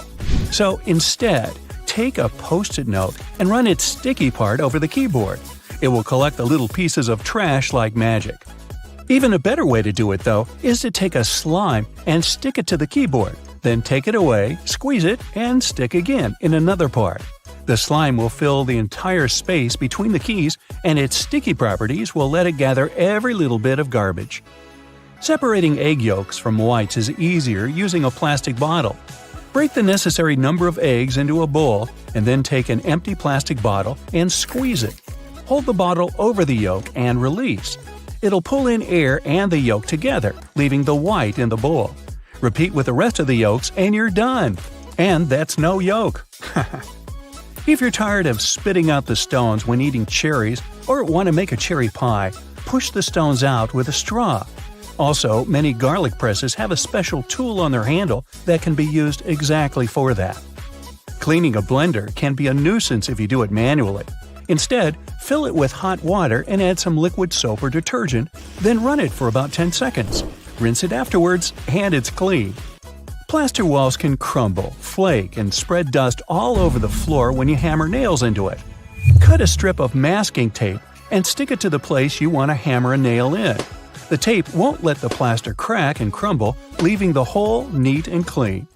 Small scratches and dents on wooden furniture can be removed with some toothpaste or a walnut. For toothpaste, rub a pea-sized amount of it into the scratch until it's gone, then wipe the leftovers with a damp cloth. For a walnut, take a half of that brain-shaped nut and rub it into the dent. Then rub the area with your fingers and buff it with a soft cloth. This will help the wood absorb the oil from the nut, making the scratch sealed and gone.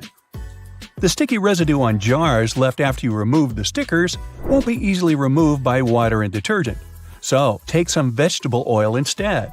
Soak a cotton pad in it and wipe the sticky surface. Let it sit for a while and then wash the oil away together with the residue. If you can't comfortably reach the wick of a candle with a lighter, hey, take a stick of spaghetti. Light up its end and you'll get a burning stick that's easy to use for hard-to-reach places. Now, next time your razor blade's getting dull, try rubbing it backwards on a pair of jeans for regular upkeep. Not while you're wearing them, of course. Make sure you keep the blades dry, too, or even kept in mineral oil. That'll stop them from rusting. Keep all those jelly, ketchup, peanut butter, and mayo fresher for longer in your fridge by turning the contents upside down. This creates a partial vacuum inside the container, helping prevent mold growth. Storing ice cream upside down will prevent freezer burn, too.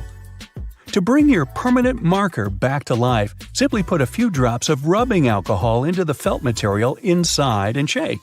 Once the felt absorbs the rubbing alcohol for a couple of minutes, the marker will be almost as good as new. Now, don't keep throwing away lettuce that goes black too quickly. Covering it with a dry paper towel and then placing it in an airtight container will help it keep fresher for much longer. This goes for any leafy greens you've got leftovers of. That sharpish bit sticking out of the cap of your favorite cream is there for a reason. These tubes are usually sealed with foil, so unless you love breaking your nails trying to open them, just flip the cap over and push. Your bobby pins might not stay in place if the grooves aren't facing the right way. They should always be on the bottom, close to your head.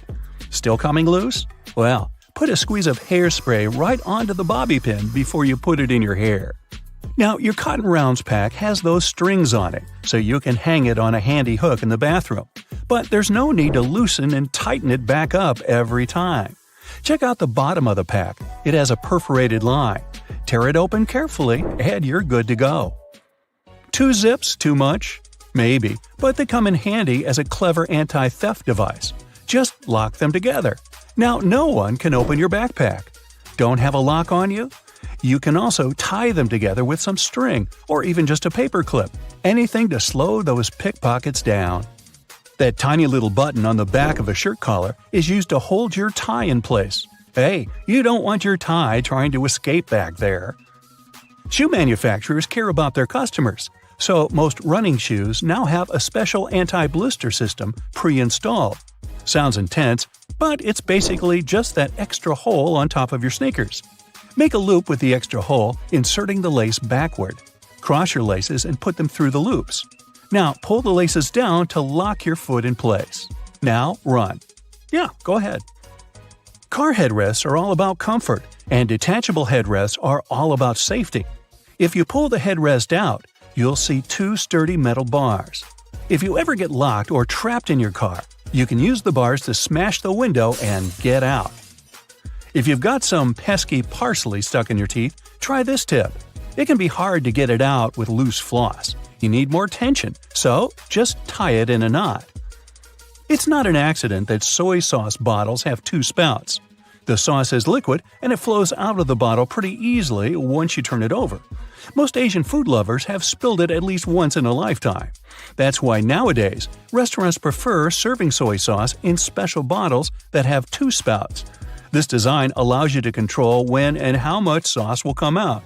Just put your finger on one spout when you pour the sauce through another.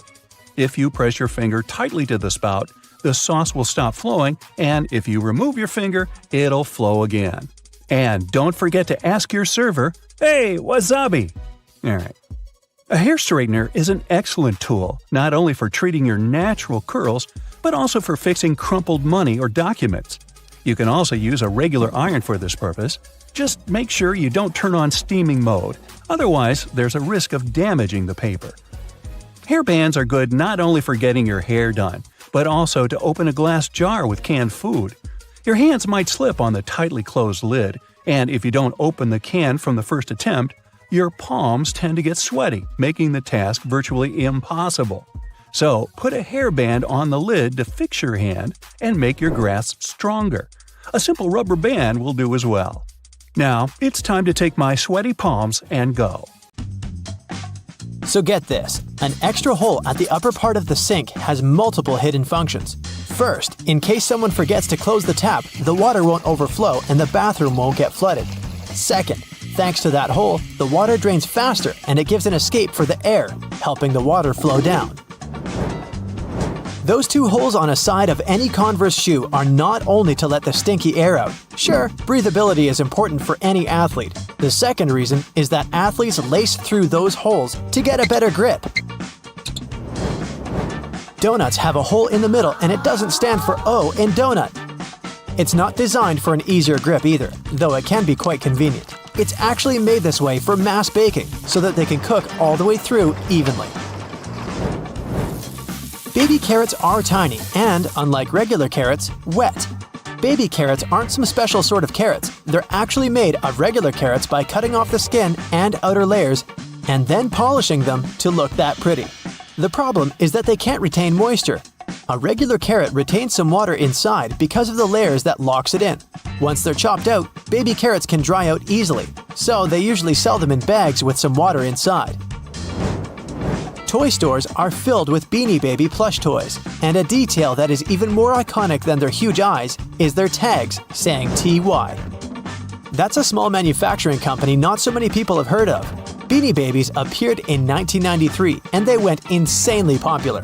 TY is the name of the company, but it's not an abbreviation. It's the actual name of the company's founder, H. Ty Warner. Most metallic zippers have a hidden lock inside them to save you from awkward situations, such as an undone fly. Oh boy. Don't leave the zipper handle in an upward position. When you pull it downwards, it automatically locks. It's all thanks to those tiny grooves hidden underneath the handle. Almost any public toilet has a large gap between the floor and the door. The reason for such a zero privacy thing is to actually minimize the level of privacy and comfort, so that people wouldn't stay there long and there'd be no lines. It's also easier to clean, and safer if some emergency occurs. Headrests in a car are about comfort, and detachable headrests are about safety. If you pull the headrest out of a seat, you'll see two bars, which are quite sturdy. If you ever get locked or trapped in a car, you can get out of there smashing the window with these bars. Many cups and mugs have little grooves on the bottom on purpose. They're designed for dishwashing machines. The grooves let the water flow and not spill over your feet when you take the cup out. Also, those grooves let the air flow, so the cup doesn't crack even if the tea is scalding. Almost all measuring tapes have a metal tip with a small slot on the end. You can use this slot to hang the tape on a nail or a screw to make measurements without anyone's help. Sometimes this tip has a row of sharp points along the edge on one side. That comes in handy when you want to leave a mark without using a pencil. Doorknobs are usually made of brass, bronze, and some other copper alloys for a reason. They have an antibacterial effect, so they stop microbes from spreading. They get rid of a range of harmful germs pretty fast, within a couple of hours. But don't forget to wash your hands anyway. Grocery carts have loops for a reason. You don't want to put your jacket in a cart next to potatoes and onions. Hang it on a loop.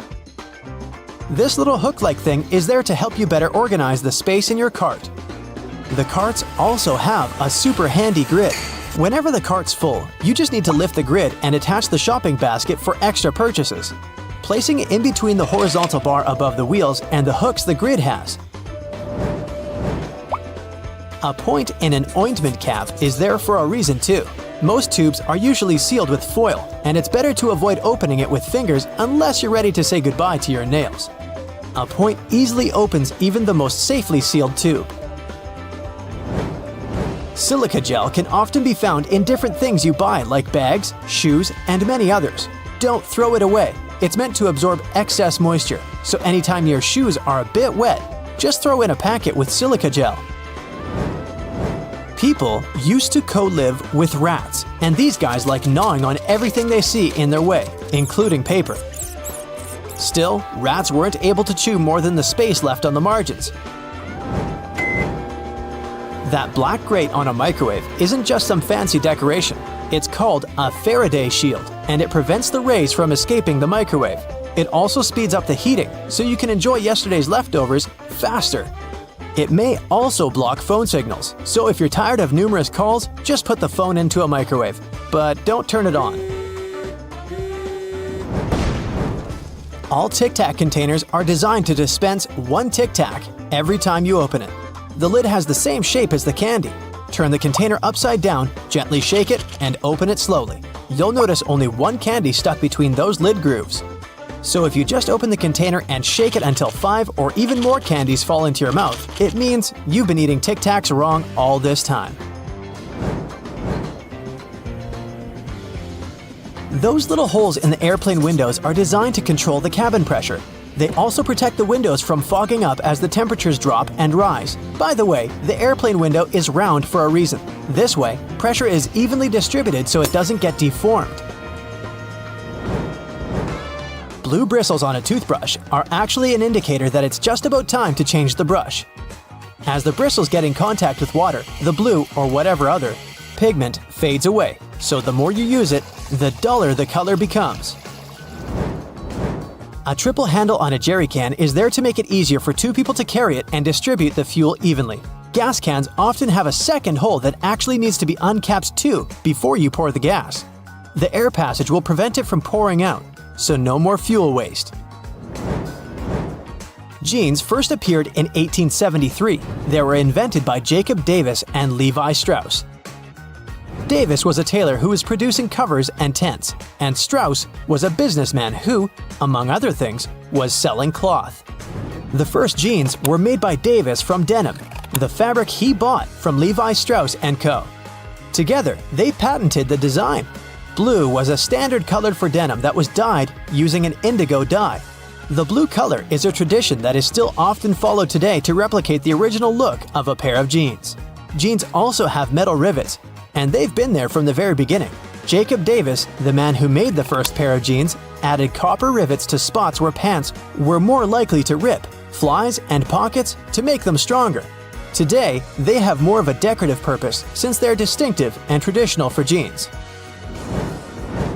Another special thing about jeans is those tiny pockets they have that seemingly serve no purpose. Well, maybe it's true now, but years ago, when many cowboys were wearing jeans, the pocket was made specifically to keep a pocket watch there. Also, back then, a pair of jeans had just 4 pockets. That tiny pocket, the watch pocket, 2 big pockets in front, and just 1 pocket on the back. Many zippers have the letters YKK engraved on them. It's an abbreviation that stands for the name of the company that can be translated as Yoshida Manufacturing Shareholding Company. This Japanese company is the largest zipper manufacturer in the world, so they put their initials on all the zippers they produce. That's around half of the zippers in the world. And that's why you see their zippers more often than any other zippers. Those little white golf balls have dimples all over them. It turns out they aren't there just randomly. At first, golfers were playing with a smooth ball. With time, the ball would get all punched and damaged, but also it would start to travel way further. The reason here is aerodynamics. Dimples allow the air to flow more smoothly around the ball, taking it further. So the idea was adopted and the balls got their dimples all around, allowing them to travel longer distances. You've probably noticed that train and bus seats are covered in fabrics with weird patterns. Have any idea why? Well, they use these patterns to cover any germs and stains on the seats. The brighter the color and the more patterned it is, the harder it will be for passengers to notice any stains and get grossed out. Also, the patterns are usually so ugly that no one even wants to look at them for long enough to spot any stains. So yeah, the pattern is there to make you look away, and if you look, to make it less noticeable. No bus will ever have plain white seats, that's a guarantee. Just a few more bus-related questions to answer, like why don't buses have seatbelts?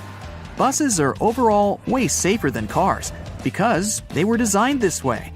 The idea behind this is called compartmentalization, meaning that the seats have high backs that absorb energy.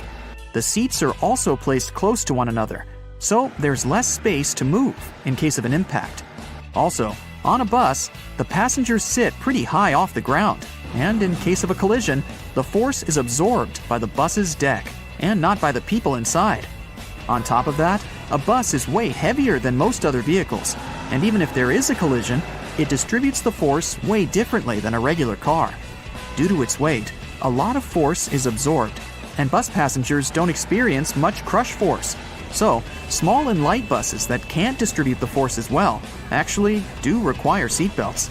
And we have to remember that buses drive slowly, which minimizes the risk of an accident overall. We all know that school buses are yellow, but why? It's for visibility reasons. Yellow is one of the most easily recognized colors, and for a human eye, yellow is even more visible than, say, red. So, school buses are yellow to make them more distinctive. Also, yellow is visible in the dark, in fog, and on a rainy day. Actually, the color of the bus isn't really a true yellow.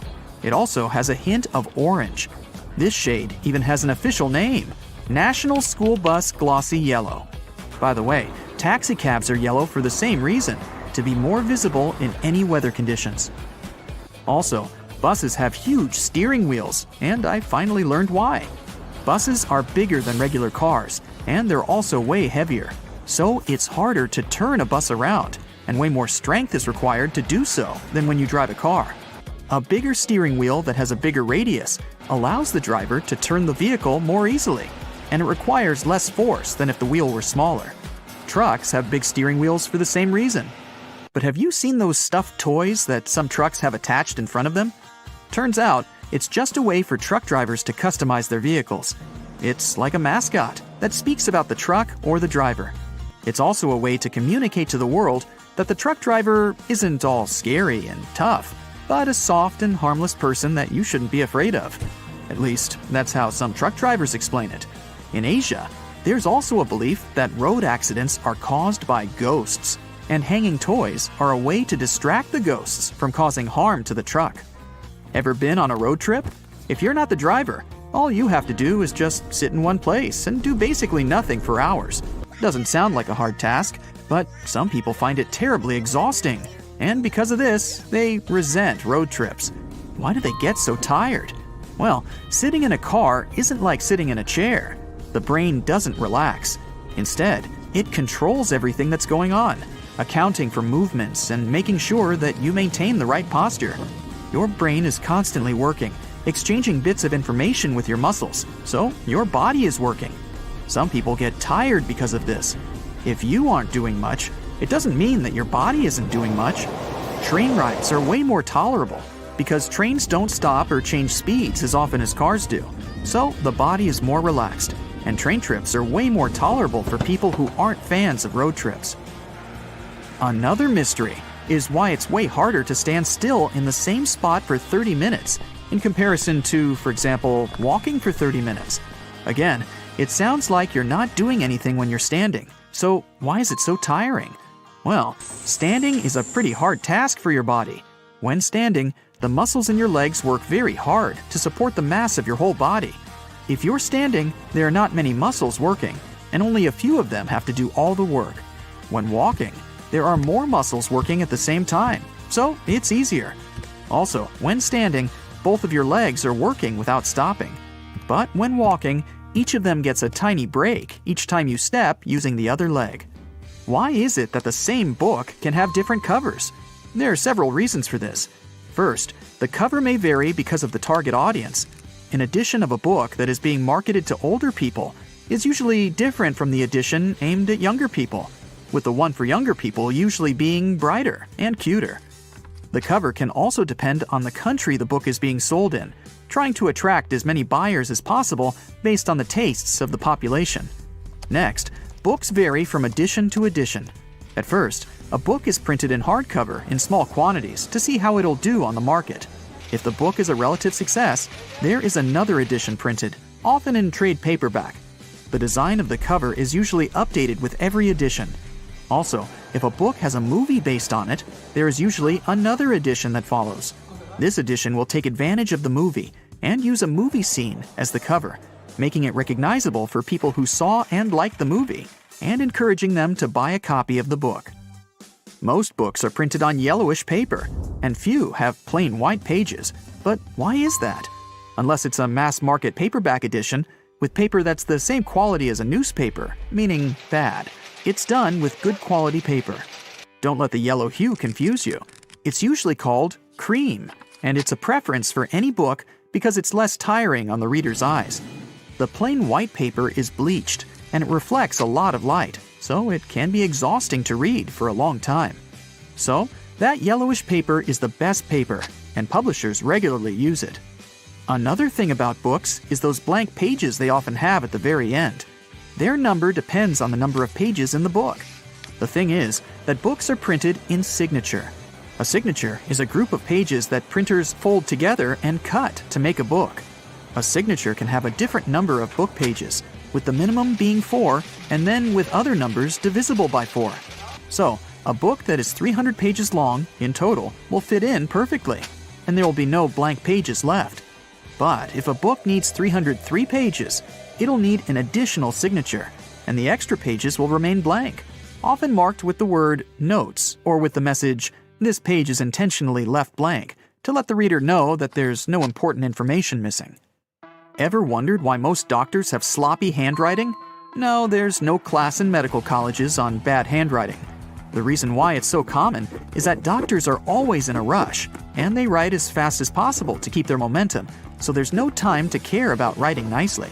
Also, keep in mind that you're not the only person who they write a prescription for over the course of a day.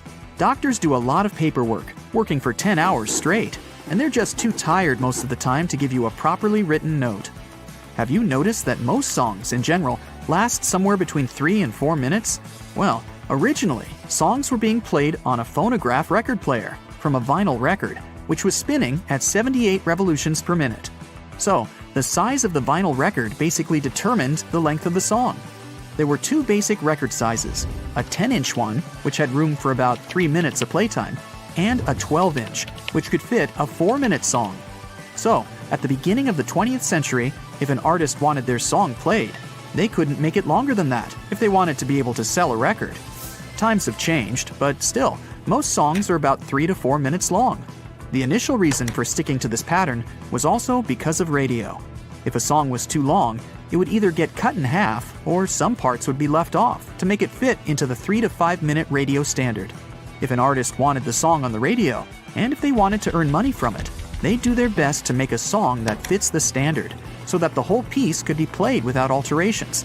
Today, even if there are longer songs, a 3 to 4 minute song is now a tradition that artists typically stick to. What's hiding inside Coca-Cola cans and regular household batteries? Why do magnets affect breakfast cereals? Do crosswalk buttons actually work, or are they just useless decorations? What does that USB symbol really mean? I'm not sure I know the answers to these and similar questions, but I'm eager to learn the truth together with you. Let's find it out. Coca-Cola cans have a secret few people know about. Here's a Coke can. Let's submerge it in a highly corrosive alkaline solution. The aluminum dissolves due to a process known as hydrolysis, and we can see a plastic liner inside the can. It's made from a polymer or epoxy resin and serves as some kind of a protective barrier between the aluminum walls of the can and the rather acidic soda. Despite a popular myth, household batteries don't actually contain liquid, and if you accidentally cut them open, no toxic liquid will spill. Most of them are dry cell batteries, which are made of electrochemical cells. Those convert chemical energy into electrical energy. Larger batteries often house numerous small cells within them too. Even Tesla vehicle batteries consist of multiple small cells. When combined, they easily provide the necessary voltage. Most toothbrushes have differently colored bristles, but they aren't just pleasing to the eye. Those bristles, often blue, have a functional purpose. They're called toothbrush indicators, and their colors fade as you use the brush. The American Dental Association recommends changing your toothbrush at least 4 times a year. And by getting paler, these bristles help you figure out when it's time to replace your toothbrush. You'll probably agree that there's no better snack than a pack of chips. Some are flat, others have ridges. Is it just aesthetics? Not really. The main purpose of those lines on some kinds of chips is to help with the distribution of spices and seasonings. In other words, all those substances that make your chips taste like cheese are mostly stored inside the lines. Plus, the lines make chips crunchier. Now this one might be a surprise, but some breakfast cereals are magnetic. That's because they're often fortified with iron in the form of a fine powder. Due to the added iron, cereal flakes get attracted to magnets. All this may sound kinda alarming, but in reality, the iron content in the flakes is minimal and doesn't pose any threat to your health. That clear fluid in gel pens is called the ink follower or stopper fluid. The gel in such pens contains pigment particles dissolved in a polymer solution. The main task of the stopper fluid is to be a barrier to prevent the gel from evaporating or leaking out. Without this transparent fluid, your gel pen wouldn't function. The fluid always stays in one position and doesn't get dissolved with the gel. Neither does it move backwards or flow out of the pen. Many pedestrian crosswalk buttons, namely in New York, are placebo buttons. They do literally nothing when you press them. Originally, they were functional after being introduced in 1964, but today, most of them don't affect traffic lights, which are programmed based on the real needs of the traffic flow. Why do such buttons even exist then? It's a simple psychological trick, providing you with an illusion of control. You might have noticed that movie theater seats are almost always red. This choice isn't random, it has strategic importance, which is rooted in visual science. The thing is, red light has a longer wavelength. It means that it's the first color to disappear in low light. It allows the audience to concentrate better on the screen once the movie begins. Such a design choice enhances the viewing experience by minimizing distractions. Speed bumps are crucial for pedestrian safety, but at the same time, they can seriously increase car emissions due to the non-stop acceleration and deceleration they cause. To address this issue, some cities, like London, are testing fake speed bumps. Those are optical illusions painted on the road. They look raised from a driver's perspective, but in reality, they're flat. Authorities hope that this approach will slow down drivers without having a negative impact on the environment. Soda bottles are always filled in such a way that there's some space between the liquid and the cap. That's because soda contains carbon dioxide. It's a gas that can expand once the bottle's heated. If there's no gap in the bottle, it can break because of the pressure building inside. Also, when you open your drink, the gases go out in the form of bubbles, making the drink overflow. The gap helps with this problem too. The USB symbol, looking like a trident, has always sparked multiple speculations about its origin. One popular idea is that it represents Neptune's trident and symbolizes power and adaptability. But there's also a little bit less exciting theory. A man who claimed to have designed the symbol in the 1980s stated that it was supposed to represent connectivity. The large circle symbolizes a computer, while the attached shapes, the circle, the triangle, and square, stand for different outputs. The design of a tennis racket has a specific feature known as the throat. It's an open space below the head of the racket. This space isn't just for storing balls, it also improves the racket's aerodynamics by letting air pass through. It seriously reduces drag during swings. Speaking of tennis courts are usually built with a north-south orientation. It helps minimize the impact of the sun's position during the game, ensuring that neither player has the sun directly in their eyes. Look closely at a tram's overhead lines, and you'll see that its contact wires zigzag back and forth instead of going in a straight line. That's because all trams have pantographs attached to their roofs. The upper part of the pantograph is gradually worn down by the overhead wire and eventually needs to be replaced. To wear it down evenly, the wire is not installed strictly along the tram's path, but in zigzag patterns. As the tram moves, the pantograph slides along the wire, and it wears down evenly. Those cone-shaped water cooler cups? Their shape is intentionally designed to prevent users from setting the cups down. This allows employees to minimize the risk of spilling water on their desks around various electronic devices. Plus, less material is used to produce cone-shaped cups, which makes the process less wasteful and more cost-effective. It also kinda supports sustainability by encouraging people to drink their water quickly and dispose of their cups immediately after. Most suitcases have two zipper pulls, and it serves several purposes. First of all, If one zipper fails, the other can keep the suitcase closed. Even better, having two zippers allows you to have easier access to small sections of your suitcase without having to open it entirely. And finally, when you have two zippers, you can connect them with a padlock for increased security. Some plastic milk containers have dents on their sides. These dents serve several purposes. When milk spoils, it usually causes swelling and high-pressure buildup inside the container. That's when the dent pops out and doesn't let the jug blow up. Plus, if you decide to freeze the milk, it will expand like any other fluid. And then again, the indentation will pop out and prevent the container from breaking inside your freezer. If you ever had a problem figuring out why fake pockets exist, you need to hear this. The main reason is that if a clothing item has a specific cut or shape, pockets may spoil it. They can alter the item's shape either in the warehouse or already on the retail rack. The solution? Getting rid of the pockets in key areas. Plus, fake pockets are obviously cheaper, and they don't get stretched out. The thermos wasn't actually invented to keep your coffee warm. It was made by a Scottish scientist who wanted a safe place to keep his chemicals at a stable temperature. So, he took two bottles, put the smaller one inside the bigger bottle, and vacuumed out the air between them. You know how they say, when in Rome, do as the Romans do? Meaning, in Rome, you need to make sure your goldfish has a deluxe bowl to live in. In Nigeria, don't you dare to bring your own wheelbarrow. And perish the thought of adding as much mayo as you want to your dish when you're in France. Yep, bans around the world may be surprising, to say the least. Number 1.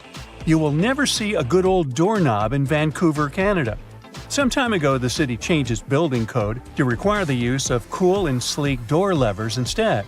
This change is all about making buildings more accessible and easier to use.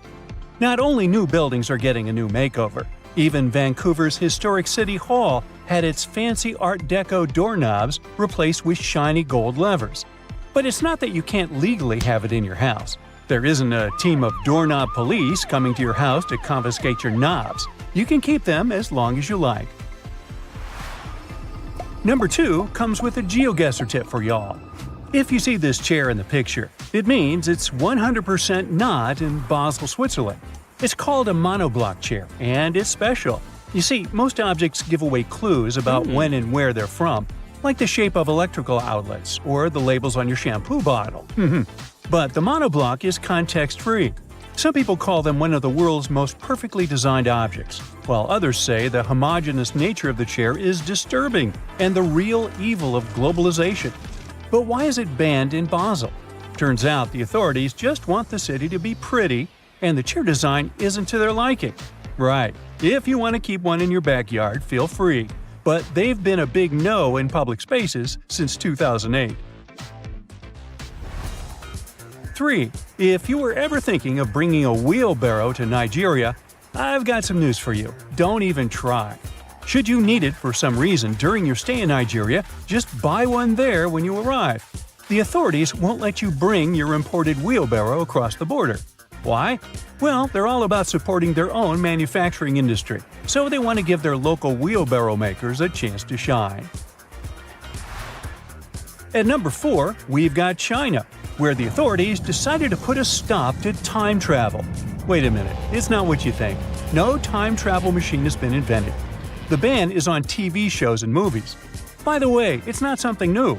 The law was introduced in the early 2010s. Apparently, the big shots in charge want to keep things real and are not too keen on distorting historical events. They say some scripts are getting a bit too wild, making up myths, promoting superstition, and disrespecting the country's past. 5. Coffee pods. They've become super popular because they make brewing coffee so easy. But Hamburg, Germany doesn't seem to be a fan of those pods. Around 8 years ago, they took a stand by banning plastic coffee pods from authorities' offices. These little pods are made of various materials, making recycling a real challenge. While it's true that these coffee capsules can create a lot of problems, they're still loved by many. In fact, they've become a big hit in the US and Europe, making up a chunk of the coffee market. Hamburg is hoping to lead the way in showing people just how wasteful these pods really are. Number 6. Chewing gum. It has been banned in Singapore since 1992. The ban was put in place to stop people from sticking gum in all sorts of weird places, like subway doors, lock cylinders, and elevator buttons. Yuck. But costly train shenanigans were the last straw for the authorities. The ban was put in place after some serious gum incidents on the mass rapid transit or MRT trains in the late 80s. Some mischievous pranksters have been gumming up the works on MRT trains by sticking chewing gum on the door sensors. That caused a sticky situation and messed up train services. And there you have it, chewing gum got completely banned. Now, just a note here, yep, these are gums prescribed for therapeutic or dental reasons. And yep, they're still allowed. Also, don't get this whole ban wrong. It's not illegal to chew gum in Singapore. So if you come there as a tourist, you can bring in a little gum for personal use if you're traveling. Just do not stick it under this nice park bench, okay? What will create you a ton of troubles, though, is importing and selling chewing gum. Iceland is number 7 in our ban hit parade. Back in 1994, Reykjavik was like, no dogs allowed. It wasn't because they were all about cats, it was to stop this nasty tapeworm from spreading.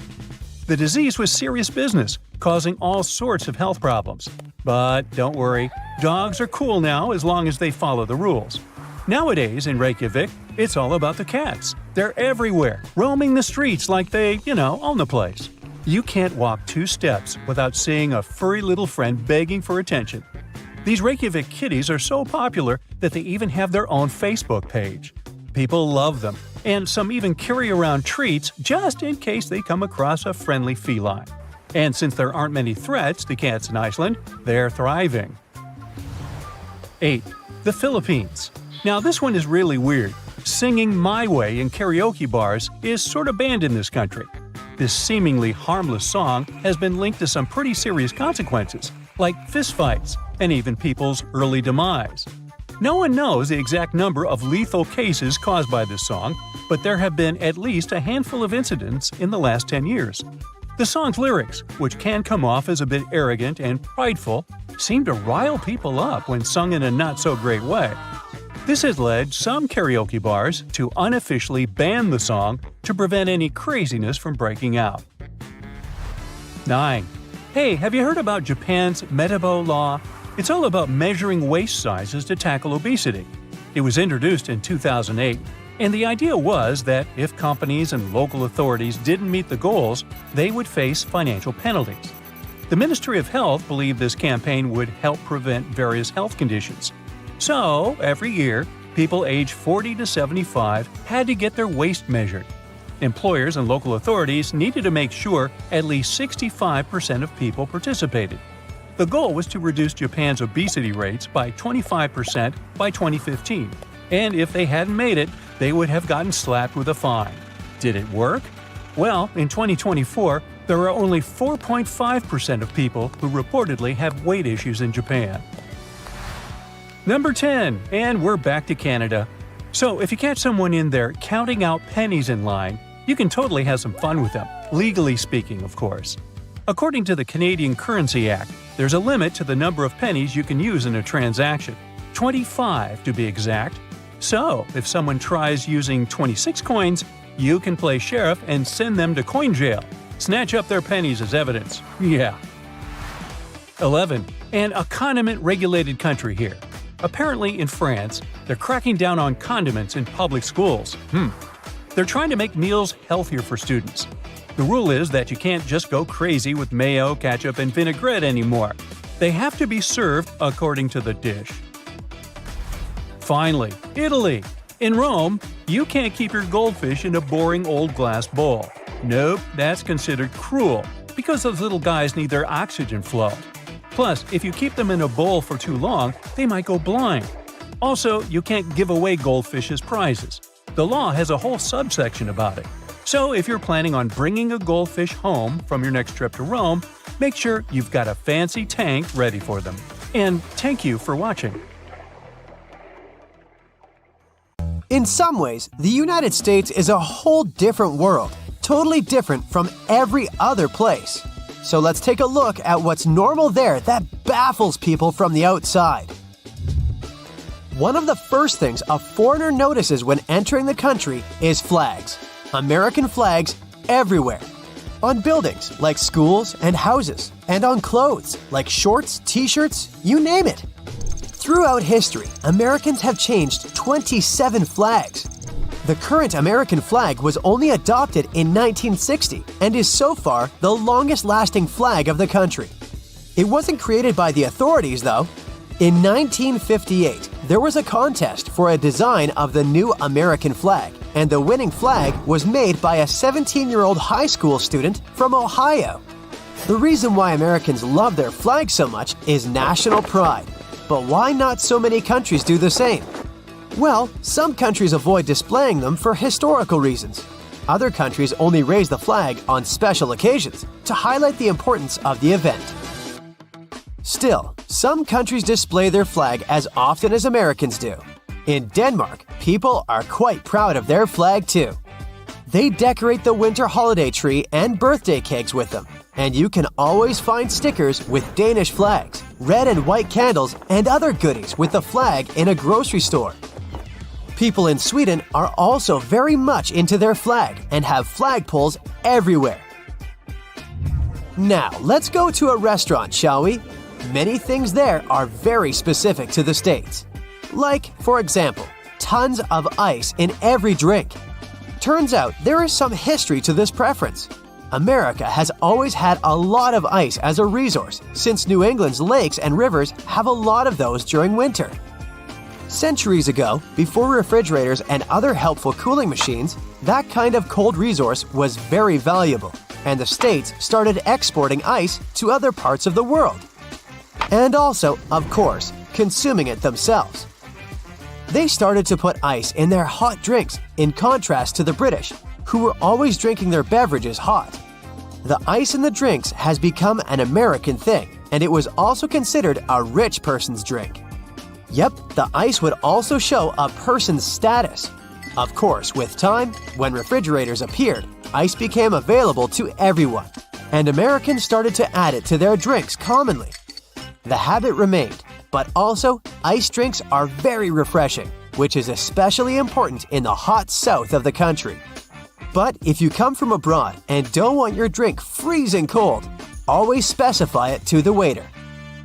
The next striking thing is the huge portions that are served, and there is a reason for that too. It wasn't always like this, but in the second half of the last century, due to pesticides and fertilizers, farmers started to be able to grow more food than they used to. The government caught on, subsidizing them to grow even more food. So, the amount of available food increased. Over time, companies started to increase the sizes of their portions.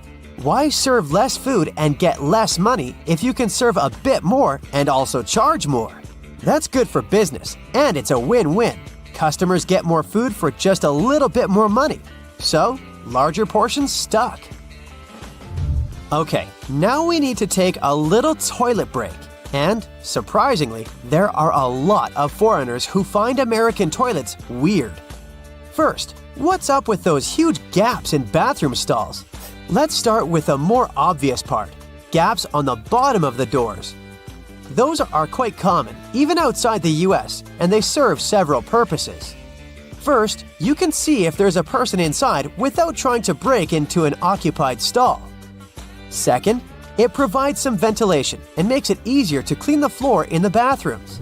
The gaps on the sides are more questionable. Of course, people on the outside can't see everything going on behind the door, but still, there's not much privacy whatsoever. In most other countries, the gaps are either negligible or non-existent. So what's up with them in America? I did some research. Some sources say that since every inch of material is expensive, wide gaps are made to reduce the costs of bathroom stalls. Other sources say that when people feel exposed like this, they have fewer incentives to do something illegal in public bathrooms. Next observation, American toilets have way more water in their bowls in comparison to, for example, European ones.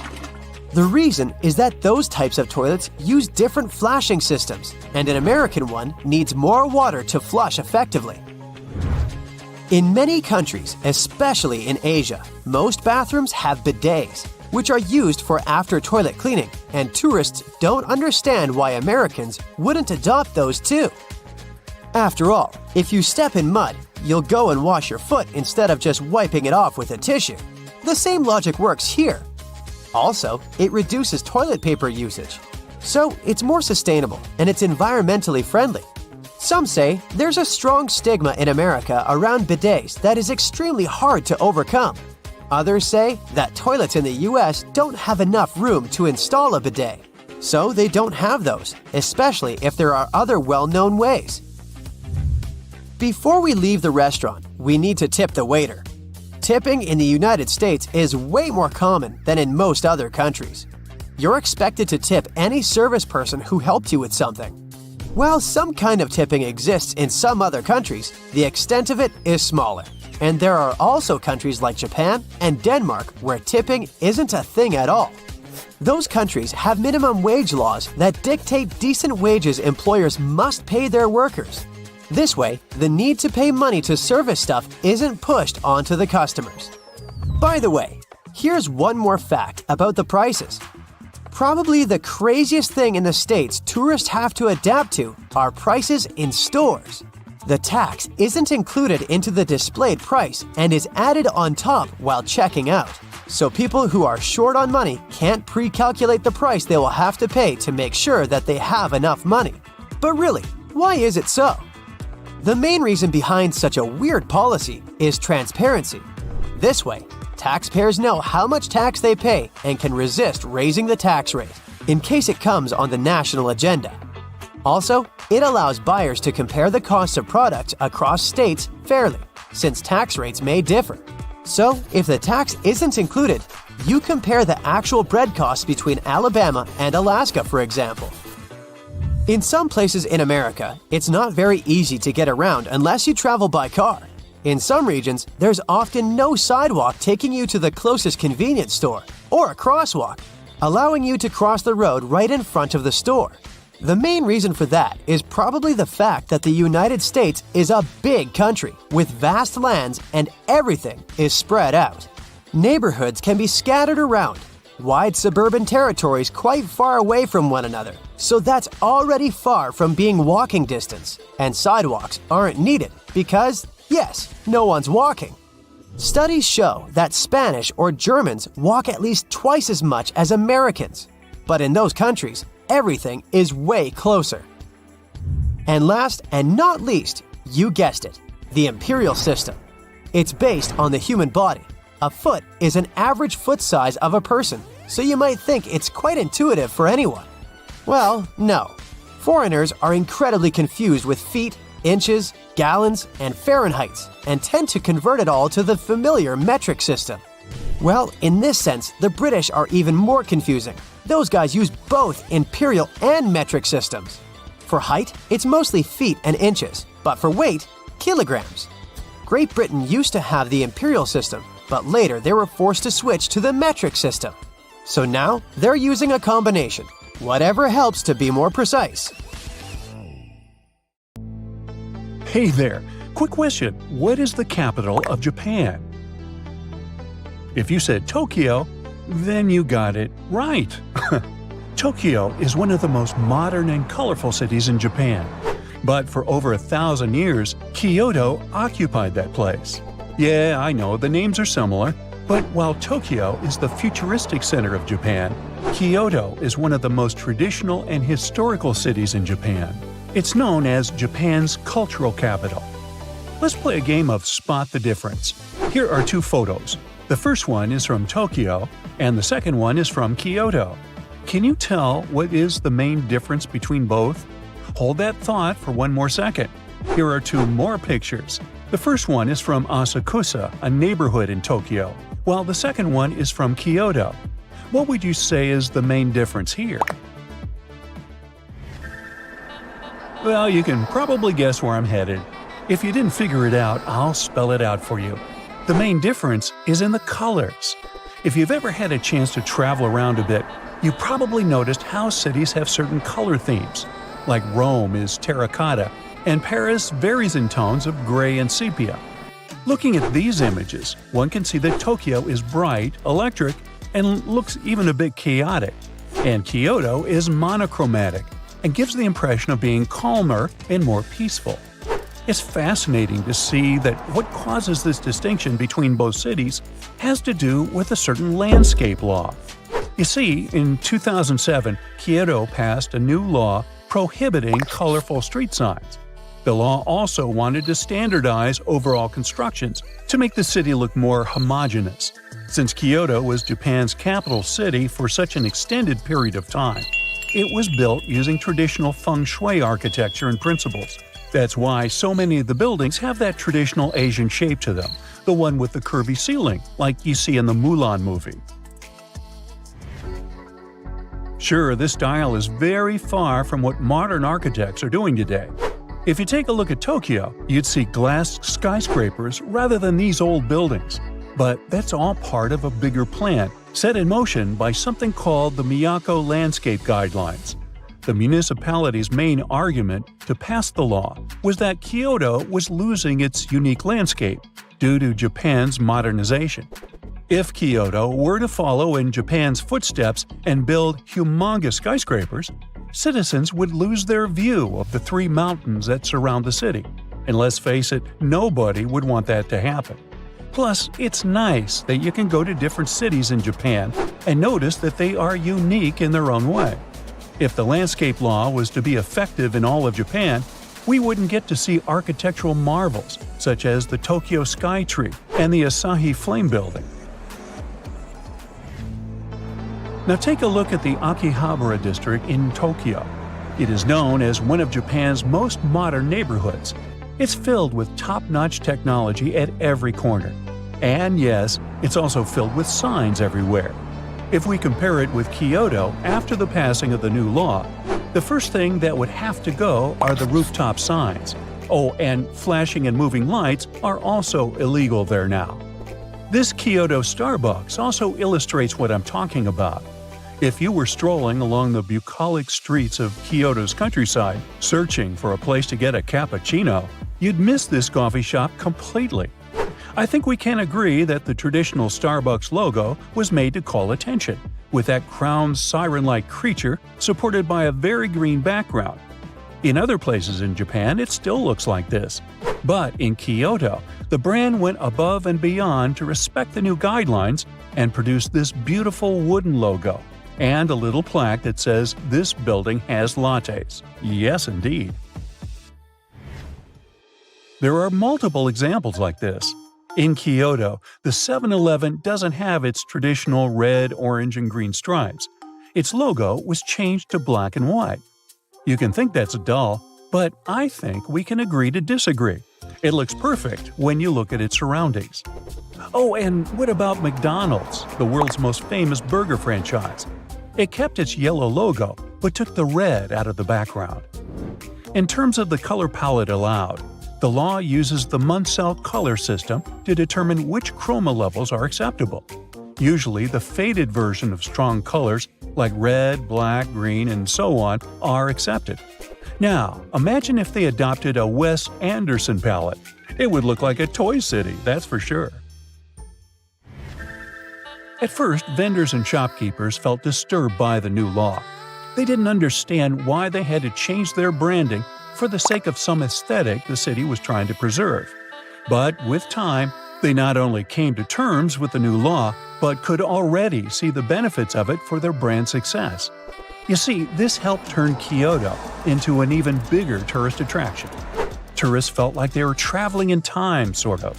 Some tourists even like to dress up in traditional kimonos and walk around like geishas.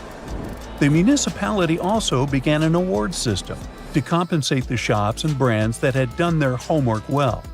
Of course, the camouflage Starbucks won an award back in 2018, as did Sagawa, a major delivery company in Japan, back in 2012.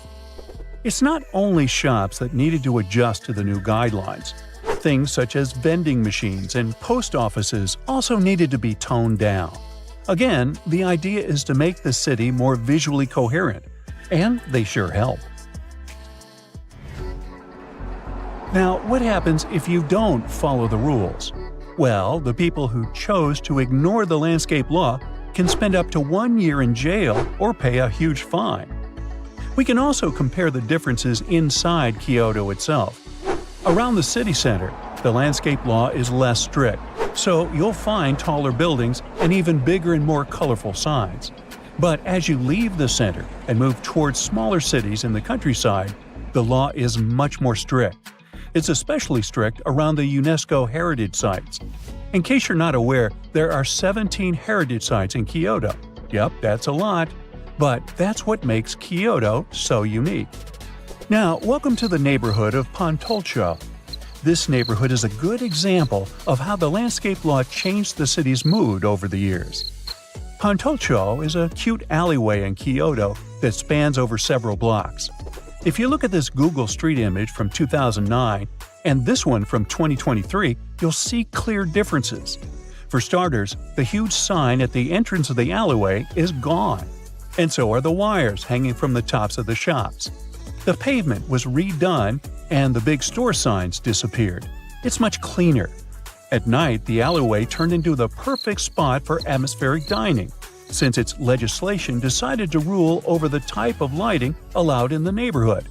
This is what it looks like at nighttime. Hey, you fancy grabbing some sushi? I can't help thinking that this landscape law contributed a lot to Japan's minimalist architecture. Although images like these ones in Tokyo are far from the idea we have of this minimalist aesthetic, Kyoto falls right into place with it. How about we take a quick look inside one of these establishments? The Starbucks we mentioned earlier also invested in turning its interior design local. It's the first ever Starbucks where you can drink tea on a tatami floor. You can sit cross-legged, like many Japanese people do, and enjoy a delicious hot beverage. I must say I quite like the new Kyoto. How about you? Have you ever stopped to think about the thrilling secrets of day-to-day modern life on planet Earth? I'm talking about tiny windows in washing machines and little holes in airplane windows. If you haven't got a clue of what I'm talking about, tag along and allow yourself to be as surprised as I was when I found out. Remember the drawer at the bottom of your oven? Maybe you've been ignoring it all along or using it to store pots and pans. Well, even though it can serve this function, that's not the only thing it's there for. The best way to use the bottom drawer is to keep your meal heated while you're waiting to serve it. Genius, right? Talking about secret doors, have you noticed that most washing machines have little flap doors at the bottom too? These doors actually serve as drain traps. It's where all the items that we put to wash together with our jeans and jackets go to.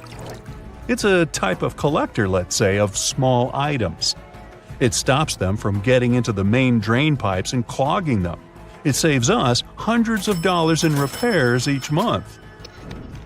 Now, who hasn't gone through the confusing task of having to measure how much pasta to cook for one serving? Well, here's the solution: the holes in the center of pasta spoons. They were actually made for measuring the exact amount of dry pasta you need for one serving. If you try stuffing wet cooked pasta through it, well, good luck with that. On a similar topic, have you ever wondered why pen caps have holes in them? Maybe you thought it was a design feature to regulate air pressure. But in reality, these holes have a much simpler and more important function: to reduce the risk of choking. Now, lots of people love to bite on their caps, and this tiny hole prevents them from choking in case they accidentally swallow a cap and it gets stuck in their throat.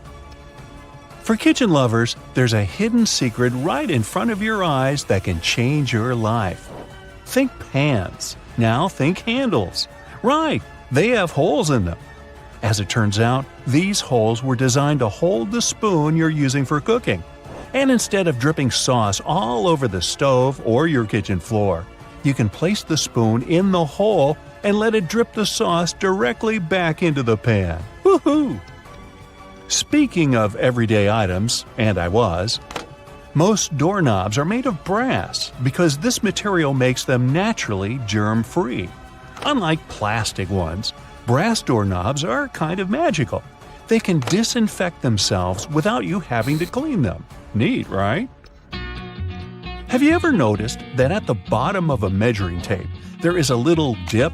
You can find it in that metallic part you need to pull on to measure something. Well, that dip is actually the exact size of a regular nail. It was designed for people to place the tape on top of a nail and use it as a support while they stretch the tape. Well, I can't wait to try it out for myself. As for the margins in your notebook, they were invented to protect people's notes from mice. No, the mice weren't copying your answers for the math quiz.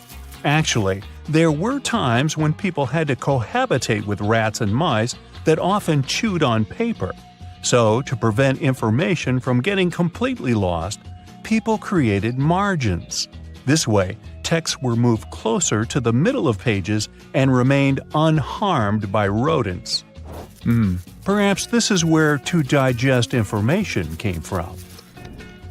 And what about those tiny holes at the bottom of airplane windows? They have an extremely important function of regulating the air pressure inside the cabin. In other words, they help planes fly high up in the sky. Big responsibility, right? By the way, tray tables on an airplane are the germiest places inside the entire cabin. Studies showed that the trays had 8 times the amount of germs on the toilet flush button.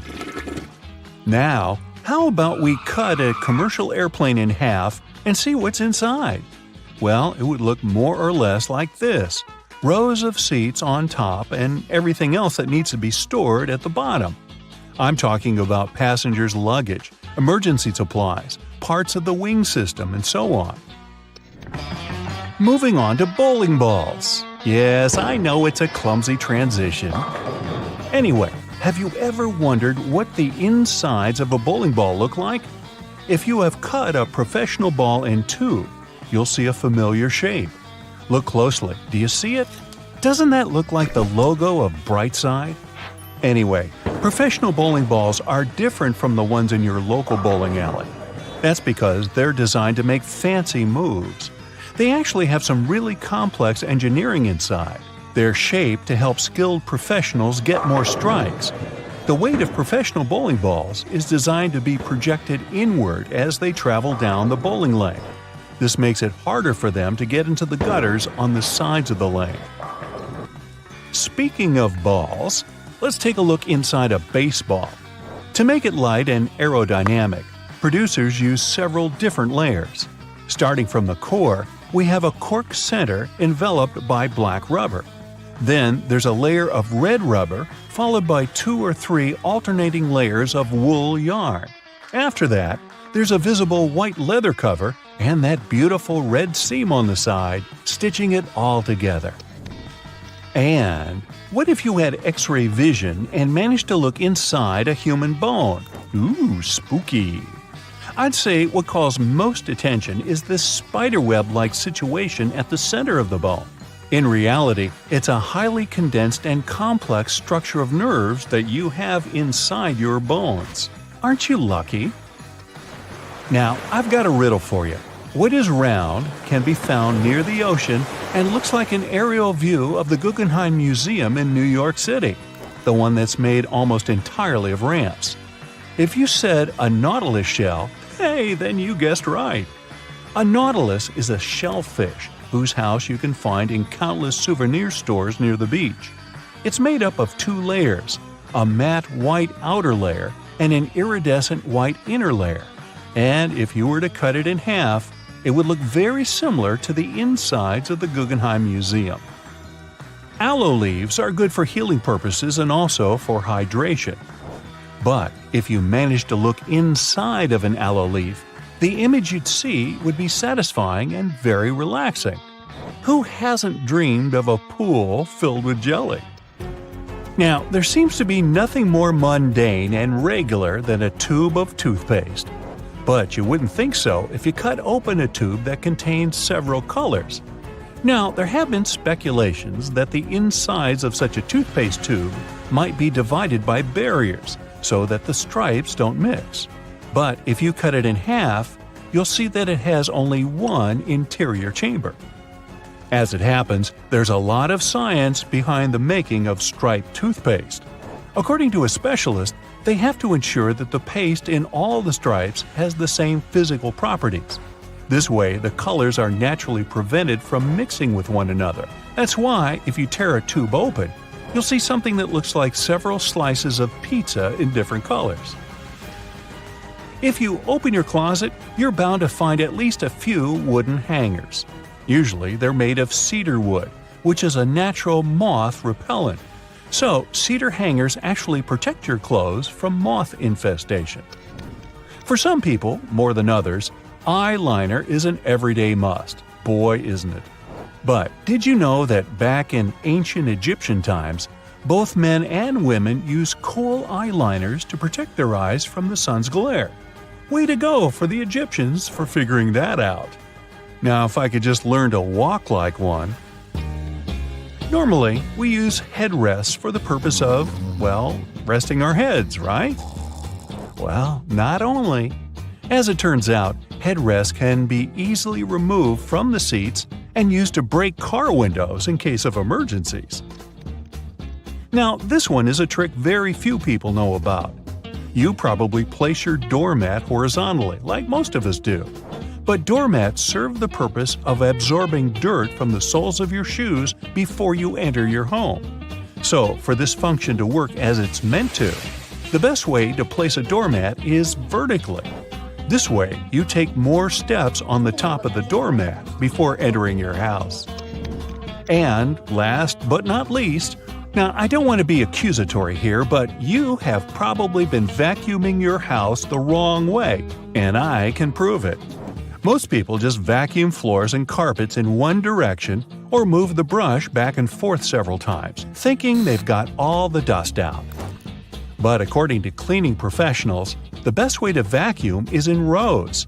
First, you go forward with the brush until you arrive at the end of the row.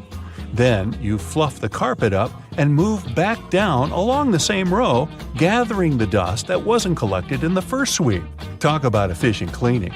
On the other hand, my idea of house cleaning is to sweep the room with a glance. Hey, I don't want to disturb that protective layer of dust.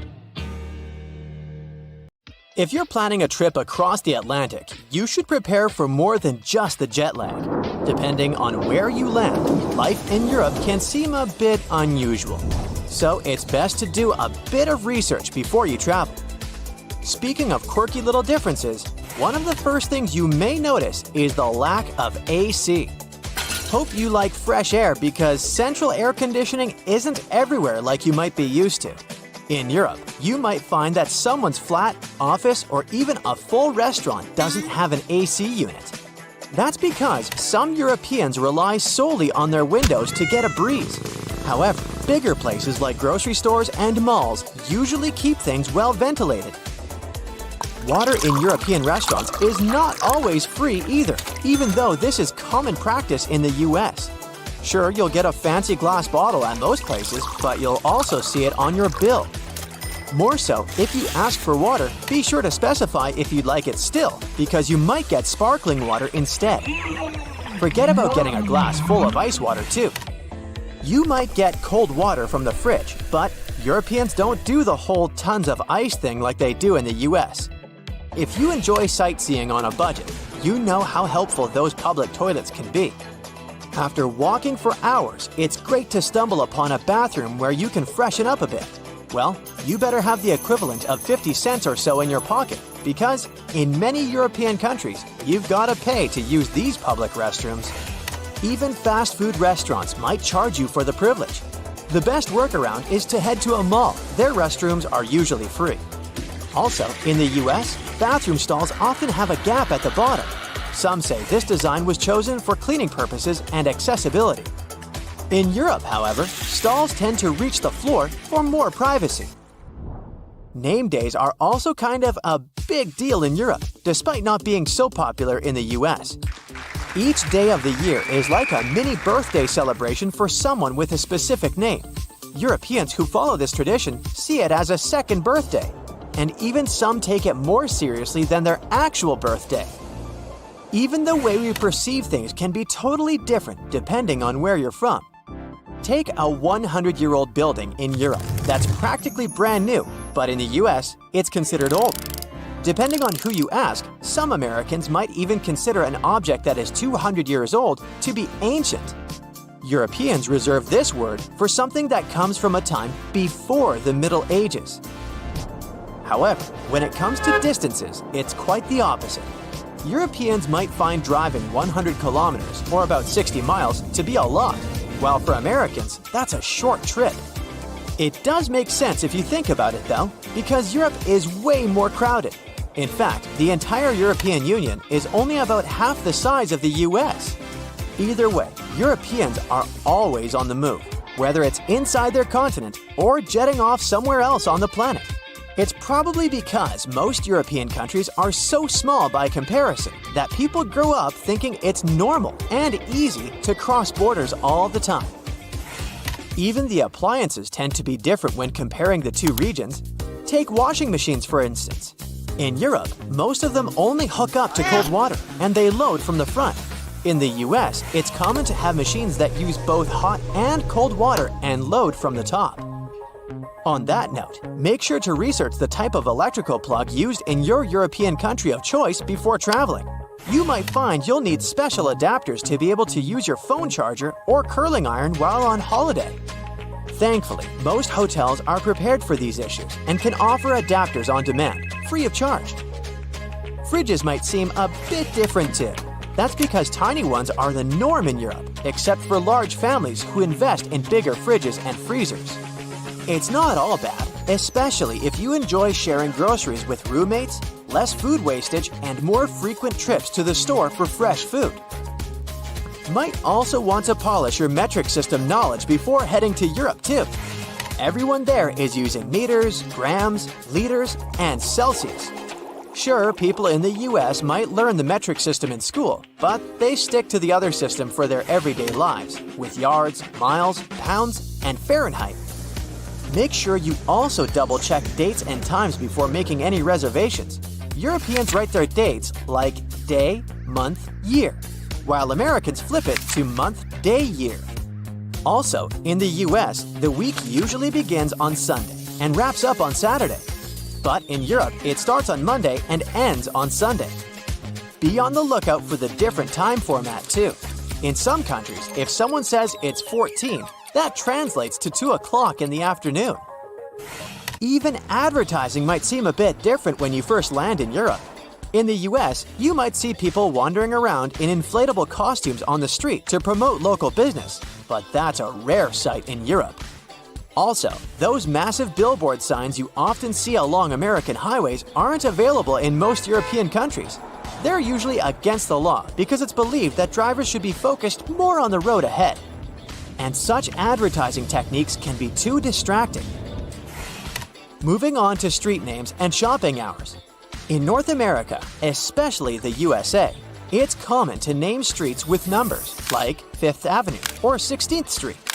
But if you head over to Europe, you'll find that streets usually have actual names. In some really rural spots in Europe, you might even stumble upon roads with no names at all. In Europe, there's also a cool tradition of naming roads that connect cities after the city they lead to. Shopping hours in Europe can be a bit confusing too, at times even frustrating. You've probably heard of the siesta in Spain, with some Mediterranean countries having similar customs. It's when shops and businesses take a little afternoon break. Smaller venues in European cities might close up for lunch breaks or have shorter hours on weekends. Some might even stay shut altogether on specific days. It's best to check out the local schedule if you're planning some retail therapy while traveling in Europe. Those shopping hours can really affect your plans and how easily you can get your hands on the stuff you need. While Americans tend to smile more, even to strangers, it can seem a bit unusual to people from other countries. There's a reason behind it though. You see, over the years, the US became this melting pot with people coming in from all over the globe. Being friendly and agreeable became crucial to bridge the gaps created by different cultures and languages. Sometimes it's more helpful to be nice than to be brutally honest. TV watching preferences can also seem different in Europe. Take Norway, for example, where you'll find this cool concept called slow TV. You know how we sometimes zone out in front of a show for hours? Well, Norwegians have turned that into a national sport, if you'd like. Think of it as the visual equivalent of background music. None of us get glued to the screen watching hours of wood burning or knitting marathons. But you might want to check it out when you need some background entertainment that doesn't demand your full attention. Speaking of taking things slow, you might have also heard about a concept called hygge. It's this whole way of life up in the Nordic European countries. Some think these life principles could be the secret to happiness. It's about creating a life that's free from annoying or overwhelming stuff. It's also about prioritizing your relationships and striving to always have a positive attitude. Trains used to make people mad. During the Victorian era, there was this rumor that the swaying motion of train carriages made passengers, especially men, go a bit crazy, leading to some strange and dangerous behavior. The so-called railway madness was supposedly triggered by the noise of the train. To make things worse, carriages were locked for privacy reasons back then, so people found themselves stuck in tiny spaces with lunatics who could snap at any moment. If you see someone putting ketchup on some car, it doesn't mean you're witnessing them preparing a prank. It means they're just taking care of their car. Yup, it goes great with hamburgers and hot dogs, but it goes even better with cars since it has ingredients that are good at removing rust. Rust occurs when the metal gets exposed to moisture, oxygen, and heat, and due to weather conditions, it's hard to avoid it. When you leave rust for a longer time and don't deal with it, it will continue to degrade the metal.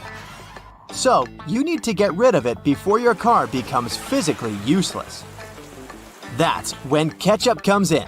Its key ingredient is tomatoes, and they have many nutrients similar to those you can find in oranges and some other citrus fruits. For instance, citric acid can help you remove rust from metal surfaces since it eats through rust.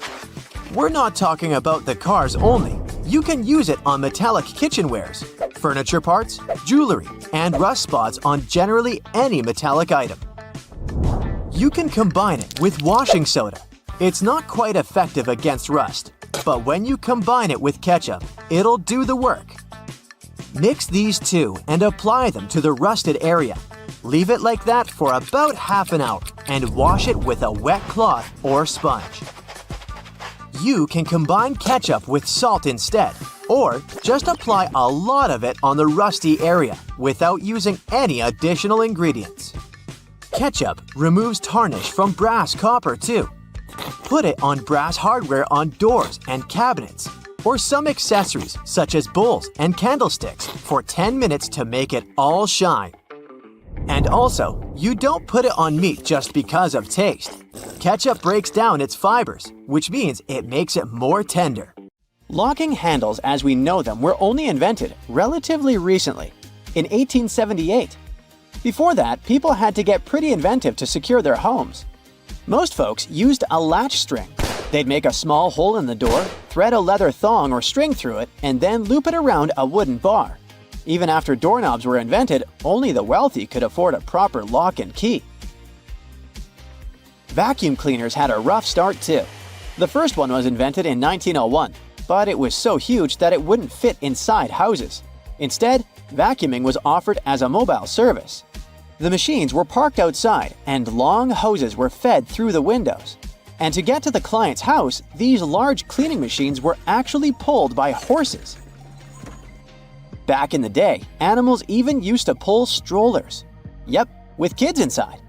The stroller was first developed in 1733 for the daughters and sons of a British nobleman who might have been a bit too lazy to walk with them every day.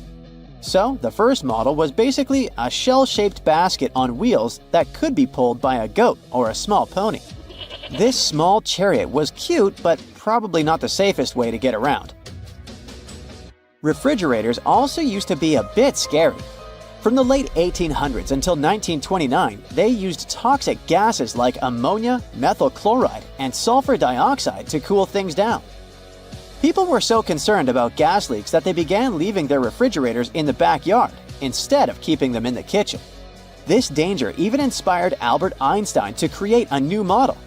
In 1926, Einstein and his former student Leo Szilard invented a refrigerator with no moving parts, using safer, environmentally friendly gases to reduce the risk of toxic leaks.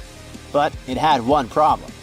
Einstein's refrigerator was less efficient than existing appliances, so it wasn't commercially appealing.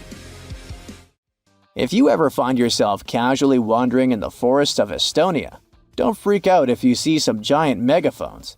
These wooden, acoustic giants were set 3 hours away from the country's capital by interior architecture students. That's way cooler than the hamster roller coaster I once built for a science fair, I have to admit. More than half of Estonia is covered by woods, and they're pretty proud of this natural wealth. So it's not the first art project of this kind, and there was a winding, elevated pathway and a faceted woodland cabin. The idea of the megaphones is to crank up the natural sounds of a forest and also to serve as a rest spot for hikers. These wooden beauties are large enough to host several people. And hey, if you walk this far into the woodland, you'll be thankful for this. The students were given a task to invent some concepts of a forest library. They built the megaphones off-site and brought them to their permanent spots. They're set in such a way that sounds from 3 directions meet in the center and create a cool, natural surround sound effect. Thankfully, kitchen supplies, including our beloved grills, have come a long way.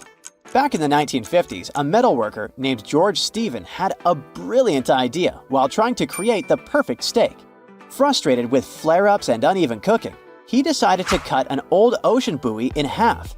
This allowed him to control the airflow better. And that's how the Weber Kettle Grill was born, changing backyard barbecues forever. Have you ever used a public bathroom in the summer in your shorts and sandals and got splashed? It happens to the best of us, so no worries. If only there was some solution to this problem. Perhaps a urinal with a small hole so no liquid goes where it shouldn't. Looks pretty yucky and painful to me. An assistant professor at the University of Waterloo, Zhao Pen, and his colleagues came up with a way better solution for this sensitive issue. Their designs were inspired by physics and dogs. When a stream of liquid moves on a solid surface at a shallow angle, the splash is reduced, and the smaller the angle, the fewer splashes you'll see. You can even minimize them to a 0. And when dogs do their business, they lift their hind legs and do it on the vertical surface of a tree or a wall. I don't know if they actually care about it, but this does reduce the splash. Good job, Pluto. Talking about that, here's a fun challenge for your next family gathering. Ask everyone to fold a piece of paper in half, then in half again, and keep going for a total of 7 folds. Spoiler alert, they probably won't succeed. That's because each fold makes the paper thicker and thicker. In fact, if you had a huge sheet of paper and folded it in half 50 times, it would end up being about 62 million miles thick, which is about 2/3 of the way from Earth to the Sun. So yeah, it's impossible. The current record is held by a high school student named Brittany Gallivan, who managed to fold a single piece of paper in half 12 times, and it was a tissue paper. The USB symbol, looking like a trident, has always sparked multiple speculations about its origin. One popular idea is that it represents Neptune's trident and symbolizes power and adaptability. But there's also a little bit less exciting theory. A man who claimed to have designed the symbol in the 1980s stated that it was supposed to represent connectivity. The large circle symbolizes a computer, while the attached shapes, the circle, the triangle, and square, stand for different outputs. Look closely at a tram's overhead lines, and you'll see that its contact wires zigzag back and forth instead of going in a straight line. That's because all trams have pantographs attached to their roofs. The upper part of the pantograph is gradually worn down by the overhead wire and eventually needs to be replaced. To wear it down evenly, the wire is not installed strictly along the tram's path, but in zigzag patterns. As the tram moves, the pantograph slides along the wire, and it wears down evenly. Those cone-shaped water cooler cups? Their shape is intentionally designed to prevent users from setting the cups down. This allows employees to minimize the risk of spilling water on their desks around various electronic devices. Plus, less material is used to produce cone-shaped cups, which makes the process less wasteful and more cost-effective. It also kinda supports sustainability by encouraging people to drink their water quickly and dispose of their cups immediately after. You're probably wearing a YKK product right now. I mean, go check the zipper on your jeans. Yep, that's it. YKK stands for Yoshida Kogyo Kabushiki Kaisha, a Japanese company that makes roughly half of all the zippers in the world, producing over 7 billion zippers each year. Originally called hookless fasteners, they became known as zippers after a pair of rubber boots that could be fastened with a single zip became popular in 1923. The name stuck because of the high-pitched zip sound they make when used. Despite a popular myth, household batteries don't actually contain liquid, and if you accidentally cut them open, no toxic liquid will spill. Most of them are dry cell batteries, which are made of electrochemical cells. Those convert chemical energy into electrical energy. Larger batteries often house numerous small cells within them too. Even Tesla vehicle batteries consist of multiple small cells. When combined, they easily provide the necessary voltage. Did you know that nail polish used to be a status symbol? In ancient Egypt, queens like Nefertiti and Cleopatra were famous for their red nails, while lower-ranking citizens were only allowed to wear pale shades. You'll probably agree that there's no better snack than a pack of chips. Some are flat, others have ridges. Is it just aesthetics? Not really. The main purpose of those lines on some kinds of chips is to help with the distribution of spices and seasonings. In other words, all those substances that make your chips taste like cheese are mostly stored inside the lines. Plus, the lines make chips crunchier. This item here was also popular in ancient Egypt. What looks like a weird bench was actually a weird type of pillow. Back then, headrests were made from materials like wood, ceramic, and stone. Unlike our comfy pillows today, those ancient ones were used to protect people's hairstyles. That way, their hairdos stayed neat, even though they had a very uncomfortable night. If you've left a pot on the stove and your food burned, once again, take ketchup. Its acids will ease all the scrubbing and help you with grease.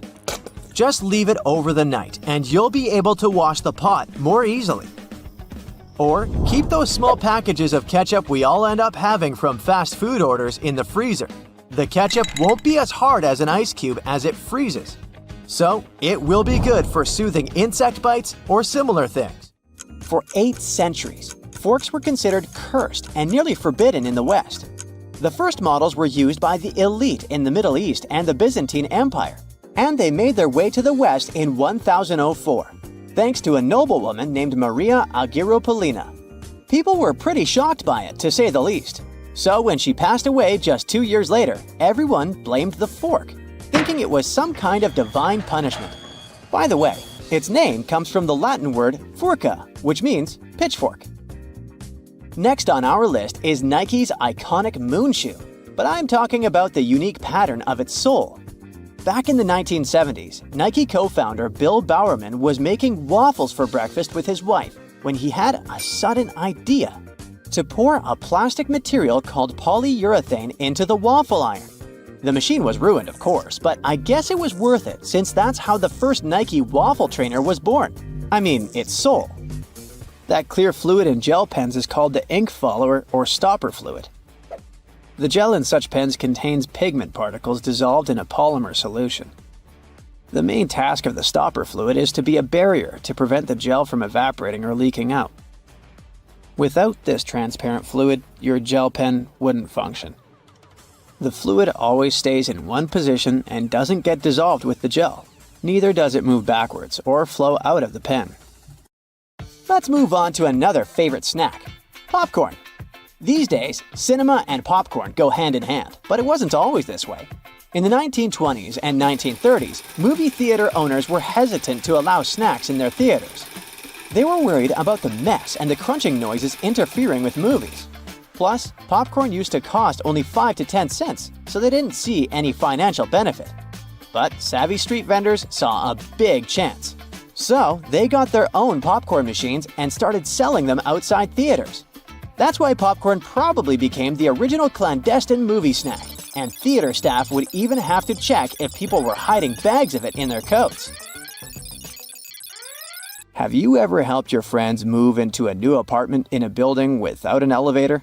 Then you're gonna love this one. Houses in Amsterdam have hooks on top. This is a medieval invention for pulling stuff up the houses. The simple tech consisting of a wheel and a rope still functions now, centuries later. Why not just use the stairs? Well, if you get inside one of those narrow Amsterdam buildings, you'll see there's hardly enough room to comfortably ascend, and you can forget about even trying to pull a table on top. Back in the medieval ages, pretty much like now, only rich people could afford housing around the canals in the best parts of the city. Those people were mostly traders and used the canals for their business. They stored goods in the same houses they lived in, and with regular floods, they had to find a way to keep the goods dry. And that's why they needed to invent something to lift furniture, goods, boxes, instruments, and food on the upper floors, and pull it in through fully open, wide windows. The lifting tech is one of the reasons the houses in Amsterdam are leaning forward. This position helped keep both the lifted stuff and the walls and windows safe during transportation. They didn't have to touch each other. The gables also assisted in the process and had to be made firm to withstand all the heavy weight. And in case you're wondering what gables are, they're sections of wall between the edges of a dual-pitched roof, typical for Amsterdam. Sticking with old-school fun, it's time to talk about cards. So, have you ever wondered how many times you need to riffle a deck to shuffle it completely? The answer is 7 times, according to math. Even cooler, if you shuffle a deck right, you're probably creating a unique order that's never existed before and never will again. And if you have a deck at hand, check out the 4 kings. You'll notice that the King of Hearts is the only one without a mustache. He's not special or anything. I mean, he also used to have a mustache, but it was lost in the reproduction of the original design. Your home has more regular things that can do magic tricks. Like if you have a house or a big terrace and want to make a nice flower wall. Try old mattress springs. Just hang them on the wall and let your imagination run wild with flowers. An old flower sifter can still come in handy, for example, as a planter. Even if you don't have one, you might find it at a garage sale or a thrift store. Wallpaper is making its big comeback when it comes to home design. Maybe you can try something different and use some old books with torn pages. You just need to learn the basics of hanging wallpaper, and voila! You get a new cool place for your old books. There's a solution for the remains of an old book. Don't worry. You can have blocks where you'll keep your kitchen knives. It's pretty original, don't you think? Solitaire was probably everyone's go-to game to pass the time back in the 1990s, but its original purpose was far from it. When developers created this game, their idea was to teach people how to use a computer without them even realizing it. For example, dragging and dropping cards into one place helped people learn how to move files into folders. The same goes for Minesweeper, which was designed to help people get used to using a mouse and clicking. Cleaning blinds can be frustrating, but the next time you do it, try doing it with a sock over your hand. Hands are kind of perfectly shaped for getting all those nooks and crannies on the blinds, and the sock will do the rest. Here's something you wouldn't expect. Ice cubes can help you remove gum from carpet, clothing, and hair. Just put your clothes in the sink and add ice cubes. Leave it like that for a while. Ice will freeze the gum, so you can chip it away more easily. If the gum got stuck on the carpet, leave ice cubes right in the critical spot and remove the gum with a butter knife. It's a little bit harder to remove it from hair though, but still possible. Just wrap the ice and parts of your hair with the gum in a washcloth until the gum gets frozen. When you get there, you should be able to break apart the gum and free your hair using your fingers. Or, next time you have to deal with a splinter, just take one ice cube to numb that area before you even start doing anything. You might have noticed that movie theater seats are almost always red. This choice isn't random. It has strategic importance, which is rooted in visual science. The thing is, red light has a longer wavelength. It means that it's the first color to disappear in low light. It allows the audience to concentrate better on the screen once the movie begins. Such a design choice enhances the viewing experience by minimizing distractions. Speed bumps are crucial for pedestrian safety, but at the same time, they can seriously increase car emissions due to the non-stop acceleration and deceleration they cause. To address this issue, some cities like London are testing fake speed bumps. Those are optical illusions painted on the road. They look raised from a driver's perspective, but in reality, they're flat. Authorities hope that this approach will slow down drivers without having a negative impact on the environment. Soda bottles are always filled in such a way that there's some space between the liquid and the cap. That's because soda contains carbon dioxide. It's a gas that can expand once the bottle's heated. If there's no gap in the bottle, it can break because of the pressure building inside. Also, when you open your drink, the gases go out in the form of bubbles, making the drink overflow. The gap helps with this problem too. If you're more into Angry Birds, Candy Crush, and other mobile games, that's totally normal. After all, more people have access to cell phones than to toilets these days. But not many of us stop to think about how disgusting our phones can be. The natural bacteria from our skin and the oils from our hands get transferred to our phones with every touch, swipe, and tap. This makes phones about 10 times dirtier than toilet seats. Yikes! Now, doctors recommend risking your life at least twice a day. I mean, brushing your teeth at least twice a day. But you see, the seemingly harmless toothpaste that peacefully chills on every American counter poses a life-threatening danger because of one not-so-harmless ingredient, sodium fluoride. Now, don't get me wrong, not every toothpaste out there contains it, but most of them still do. But don't rush to the bathroom to trash your tube. If you swallow a tiny pea-sized glob, it isn't fatal. I'm talking about larger quantities. A toothpaste tube has only 0.15% fluoride. To send you running to the hills, you must consume around 8 tubes one by one, so technically, toothpaste is totally safe. Let's go and look for more dangers at your place, shall we? Personally, I don't have this one, but if you happen to have a CFL light bulb, you gotta be extremely cautious with it. The thing is, many of those bulbs are made with mercury. If such a bulb breaks, you gotta start by turning off your ventilation system. Otherwise, the contamination will only get worse. Make sure everyone has left the room, then open a window to allow for fresh air circulation. Finally, clean the area where the bulb shattered. Be careful to address both wet and dry surfaces and contact specialists. Mercury vapors are definitely the biggest concern when it comes to this element. Take, for instance, a case of 2008, where a 55-year-old guy in Oklahoma tried to extract gold from old electronics using liquid mercury. Unfortunately, he inhaled too much vapor and sadly passed away just 10 days later. The contamination was so severe that they had to completely gut his house. Now, you definitely don't want your favorite clothes to get ruined by moths, so you might grab some mothballs to exterminate them. But watch out, those mothballs can exterminate you too. They usually contain chemicals like naphthalene or a paradichlorobenzene. When these get into the air, they turn into gas. That strong smell you associate with mothballs kicks in. Those fumes can actually irritate your eyes and lungs and may even cause headaches, dizziness, and nausea. Plus, there are concerns about these chemicals being the cause of major conditions that even modern medicine can cure. Naphthalene is especially risky because it can break down your red blood cells, leading to a condition called hemolytic anemia. So try to swap those balls for good old lavender. Moths aren't big fans of it. Now, it's super important to keep an eye on the plants you bring into your home because some can be surprisingly harmful. Take Dieffenbachia, commonly known as dumb cane, for example. Rumor has it that its sap can cause your tongue to swell up so much that it can block your airway. But can it really? Yes and no. It's true that this plant contains poisonous, tiny needle-like crystals called rapides, but they require someone to actually chew on a leaf first before any fuss happens. Otherwise, you might just feel a brief burning sensation or observe some skin redness. In rare cases, you might see some swelling in the area that touched the plant.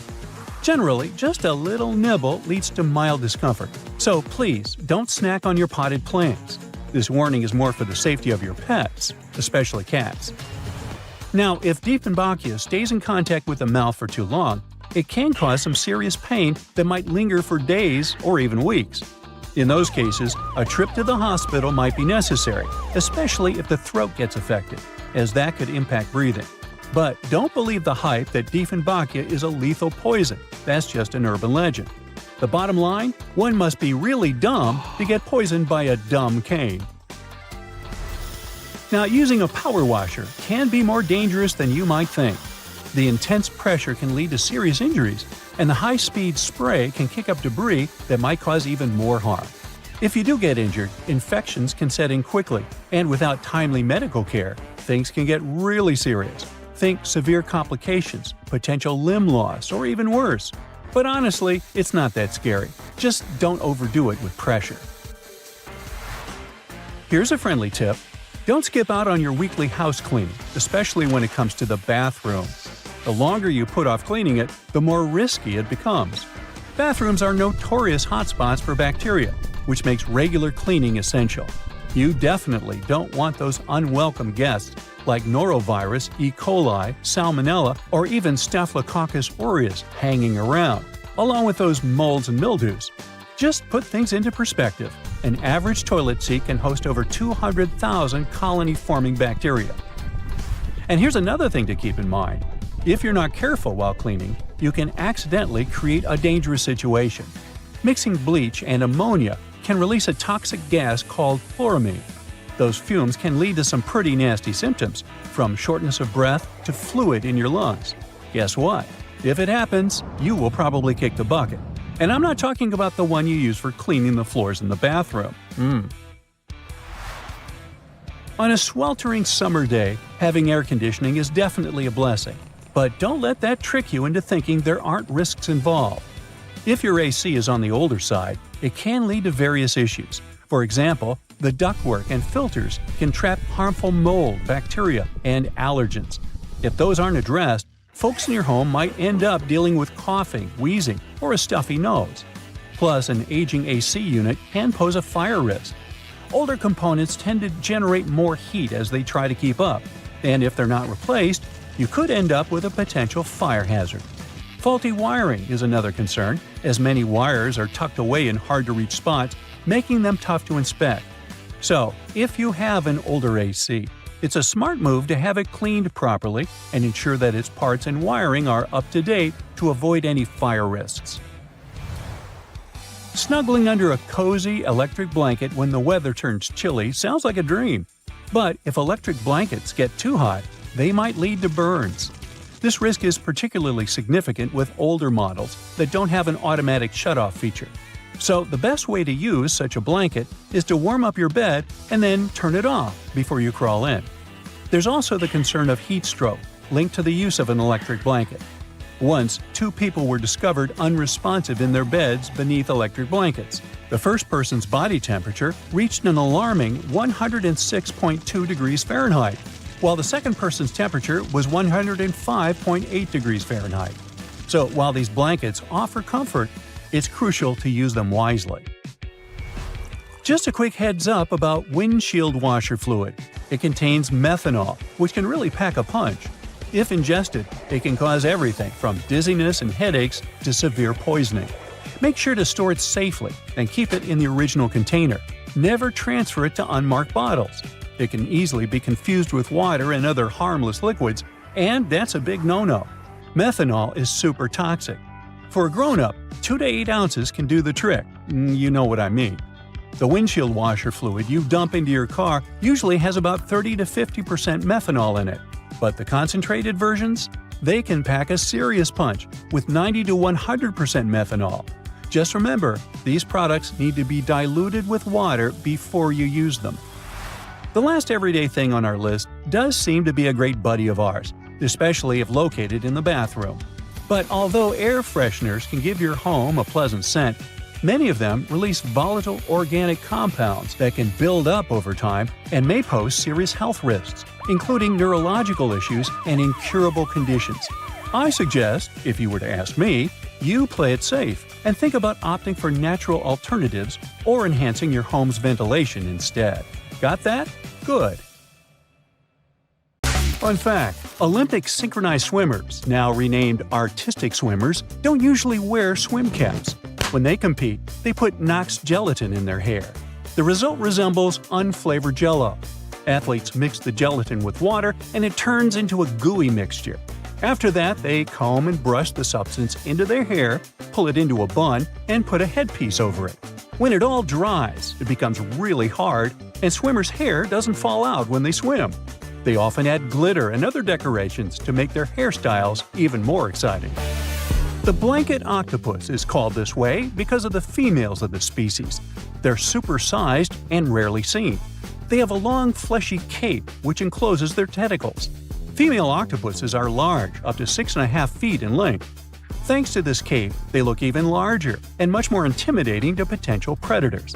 But the coolest thing about these creatures is that the male blanket octopus grows to be a mere 1 inch in length, which is smaller than a walnut. This makes the blanket octopus a species with the largest gender size difference in the entire animal kingdom. Red Bull has published a video showing the so-called world's fastest camera drone following a racing car around Silverstone's Grand Prix circuit. The Dutch drone gods are a company that custom-built the manually piloted drone designed specifically for keeping up with cars moving at speeds of over 186 miles per hour.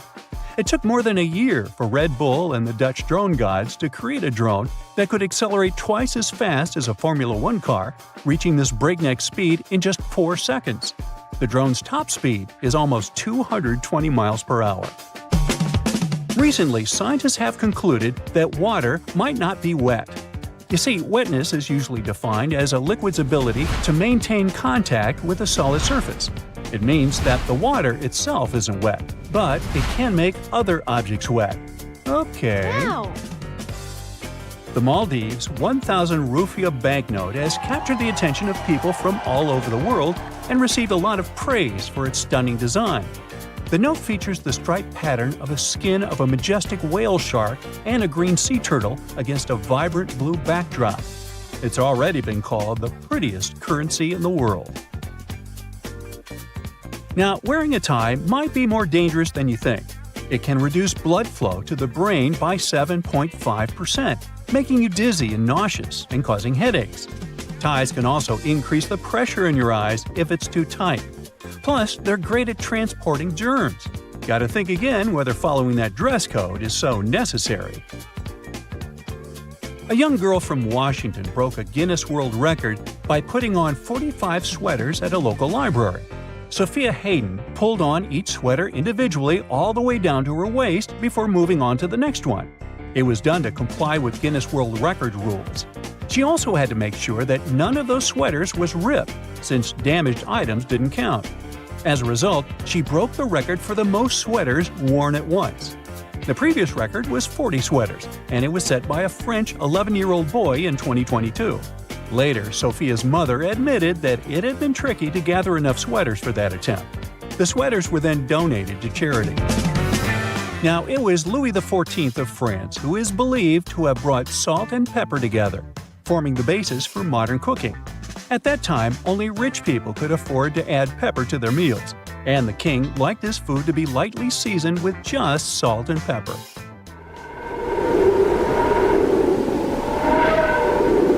Our sun produces a sound, but sadly, we can't hear it.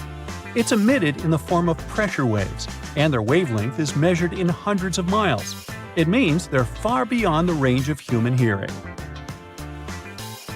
Now, while we're on the topic of space, let's discuss the fact that our solar system has a wall surrounding it. Well, kind of. It's called the heliopause. and it's the region of space where solar wind isn't hot enough to push back the wind of particles coming from distant stars. That's why this region is often considered the boundary between the solar system and interstellar space. Another space fact for you: comets smell like rotten eggs. I know, ew. Other smells that might surround them are those of burning matches and even almonds. That's because of the traces of hydrogen sulfide, ammonia, sulfur dioxide, and hydrogen cyanide found in the makeup of some comets. In 2016, promotional postcards were even made, carrying the pungent scent of a comet. Now, in any career field, the average worker is productive for around 60% of their working time each day. But if we talk about office workers, this percentage drops drastically. One study determined that the average office worker is productive for a mere 2 hours and 23 minutes per day. The thing is, employees are interrupted in general every 3 minutes and 5 seconds. And it takes people a whopping 23 minutes to get refocused after an interruption. It means that employees get 3 minutes of work done for every 26 minutes they spend at their workplace. Unbelievable. No wonder that statistically, people working remotely are much more productive. Scottish soccer team Inverness Caledonian Thistle Football Club is known for using cameras with AI ball tracking to live stream their matches on YouTube. Well, once, in a 2020 match against our United to be precise, when a camera repeatedly tracked an official's bald head, mistaking it for the soccer ball. Uh-oh, what a blunder. Now, speaking of sports, football teams wearing red kits reportedly play better. Accordingly, the color of your attire affects not only how you're perceived by others, but also how you feel. A review of football matches in the past 55 years has shown that teams wearing red consistently play better in home matches than teams dressed in any other color. One more awesome story connected to sports. In order to draw some of the most wanted criminals out of hiding, the U.S. Marshals Service once came up with an offer crooks couldn't resist. They invited them to the Super Bowl. In December 1985, more than 100 people came to the Washington Convention Center after receiving a letter informing them that they had won tickets to the largest sporting event in the country.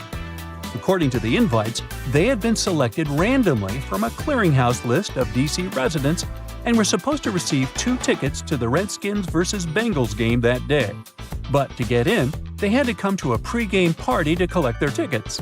And guess what? The plan worked like a charm. Over 100 criminals were arrested, which made Operation Flagship one of the most successful in U.S. police history. Now moving on. Your brain is eating itself non-stop. Wait, don't panic yet. It's a totally normal process known as phagocytosis. During this process, cells envelop and consume smaller cells or molecules to remove them from the system. Luckily, phagocytosis isn't harmful. It actually helps preserve your gray matter, keeping it in top shape. Boy, I could use more of that. Giraffes are 30 times more likely to get hit by lightning than people. Between 1996 and 2010, there were just 5 documented lightning strikes on giraffes that ended tragically. But if we consider the fact that the population of the species was just 140,000 at that time, it makes for around 0.003 lightning casualties per 1,000 giraffes each year. This is 30 times more than the number of tragic accidents involving lightning strikes that happen to people. Animals experience time differently from us humans. To smaller animals, the world around them moves more slowly. For instance, salamanders and lizards experience time not as fast as, let's say, dogs and cats. All because of the perception of time, which depends on how quickly the brain can process incoming information. And finally, snails do have teeth, between 1,000 and 12,000 to be precise. These teeth aren't like ours though, so there's no need to picture snails with silly toothy grins.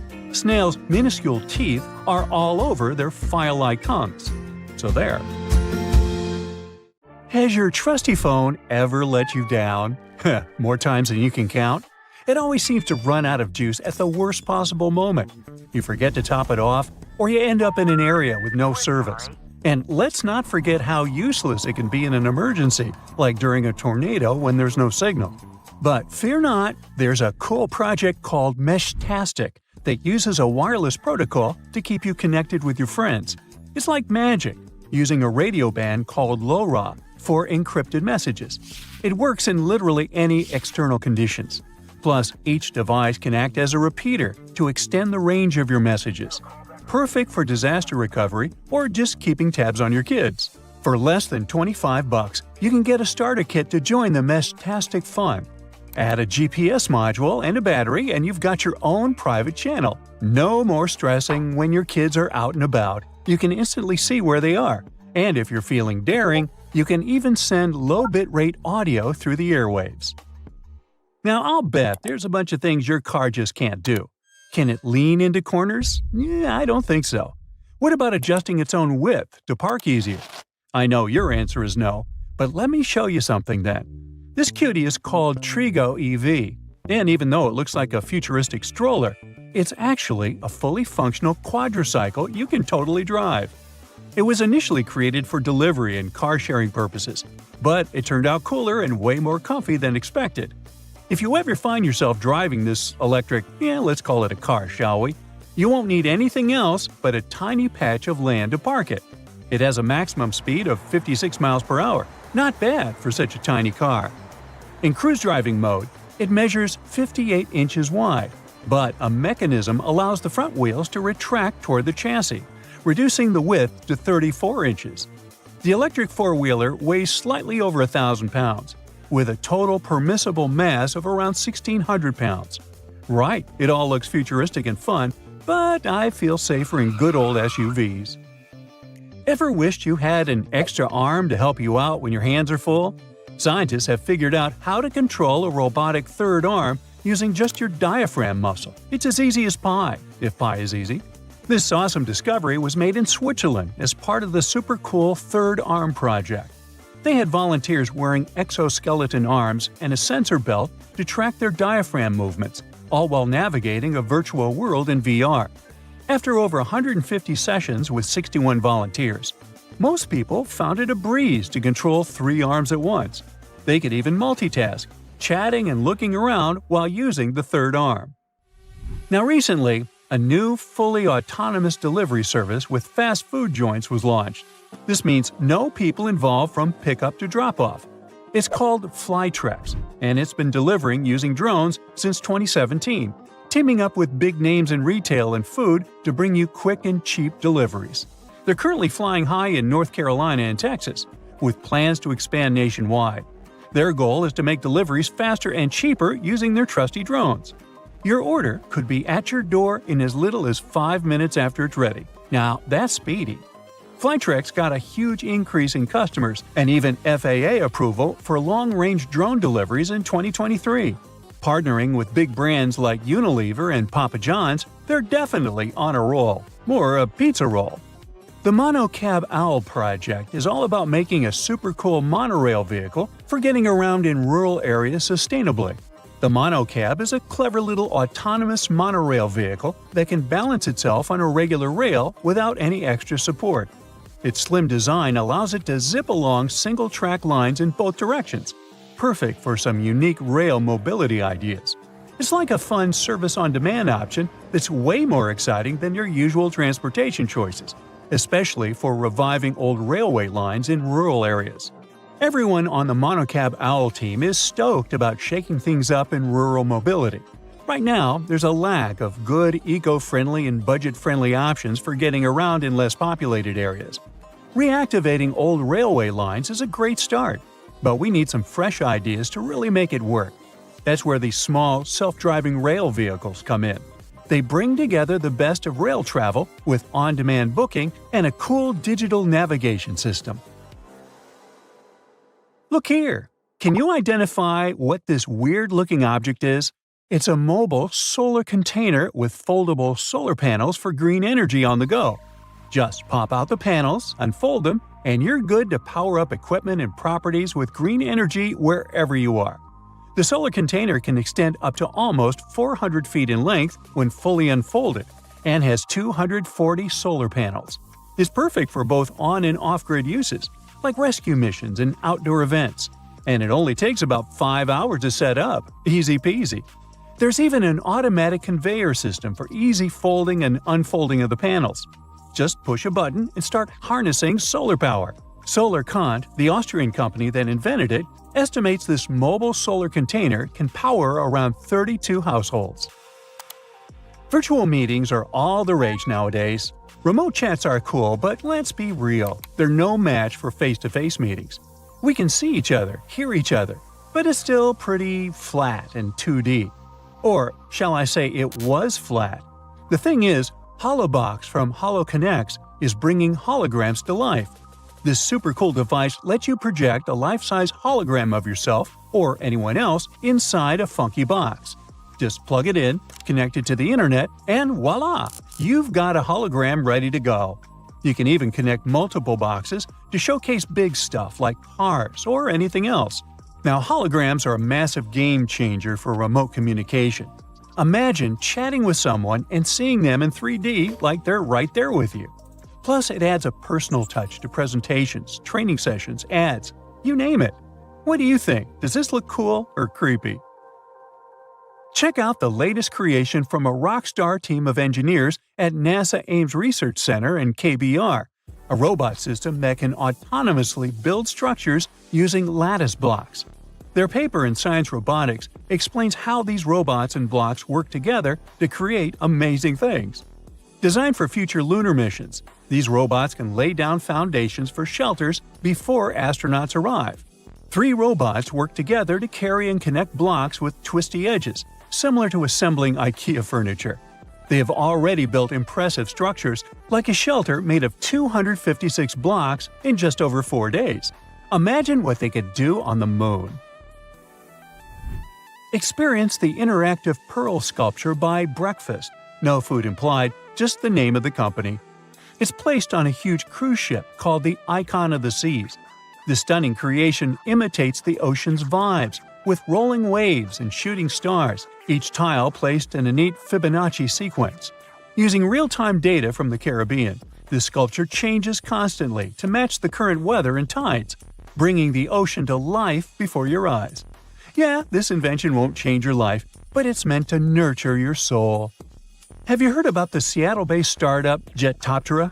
They're developing innovative vertical takeoff and landing vehicles with bladeless propulsion systems, promising a future of quiet, safe, and fast urban flight. By 2050, 70% of the population will be living in cities, leading to crowded streets. But Jetoptera's fluidic propulsion system offers a solution, using air pressure technology for silent operation. Jetoptera is also working on a high-speed VTOL for the U.S. Air Force, with plans for passenger-carrying prototypes by 2026. Well, that's exciting. Some men wear shoes with hidden heel lifts to look taller. Such shoes can make a person up to 6 inches taller. They look like regular shoes, but inside they have this extra insert. Sometimes, such an insert is glued down. Sometimes it's removable, and you can choose the height you need yourself. When the Titanic hit the iceberg and sank sometime later, the Atlantic Ocean was around 28 degrees Fahrenheit, which means the water was below its freezing point. No wonder so many passengers didn't make it. Some birds have a row of bristles protruding from the edges of their eyelids. Those bristles can probably be called eyelashes, but while human eyelashes are modified hairs meant to protect the eye, bird eyelashes are modified feathers. Identical twins don't actually have the same fingerprints, so you can't blame your misdeeds on your sibling after all. Different factors during development in the womb, like the position of the womb, umbilical cord length, and the rate of finger growth, impact fingerprints. Earth's rotation speed is changing. It's slowing down right now while we're talking. It means that, on average, the length of the day gets 1.8 seconds longer every century. 600 million years ago, a day lasted a mere 21 hours. Most world maps are wrong. On the majority of maps, they still use the Mercator projection, which was the first developed in 1569. But this method is very inaccurate and makes Alaska look as large as Brazil, while in reality, it's 5 times smaller. As for Greenland, it looks 14 times larger than it actually is. For a map to be precise, it would need to be life-sized and round, not flat. Ants don't have lungs. They breathe through tiny openings known as spiracles. An ant may have 9 or 10 of those on each side of the body, depending on the species. The average color of the universe is poetically called cosmic latte. In a 2002 study, scientists discovered that the light coming from other galaxies averaged into a beige color that was very close to white, just like the drink beloved by many.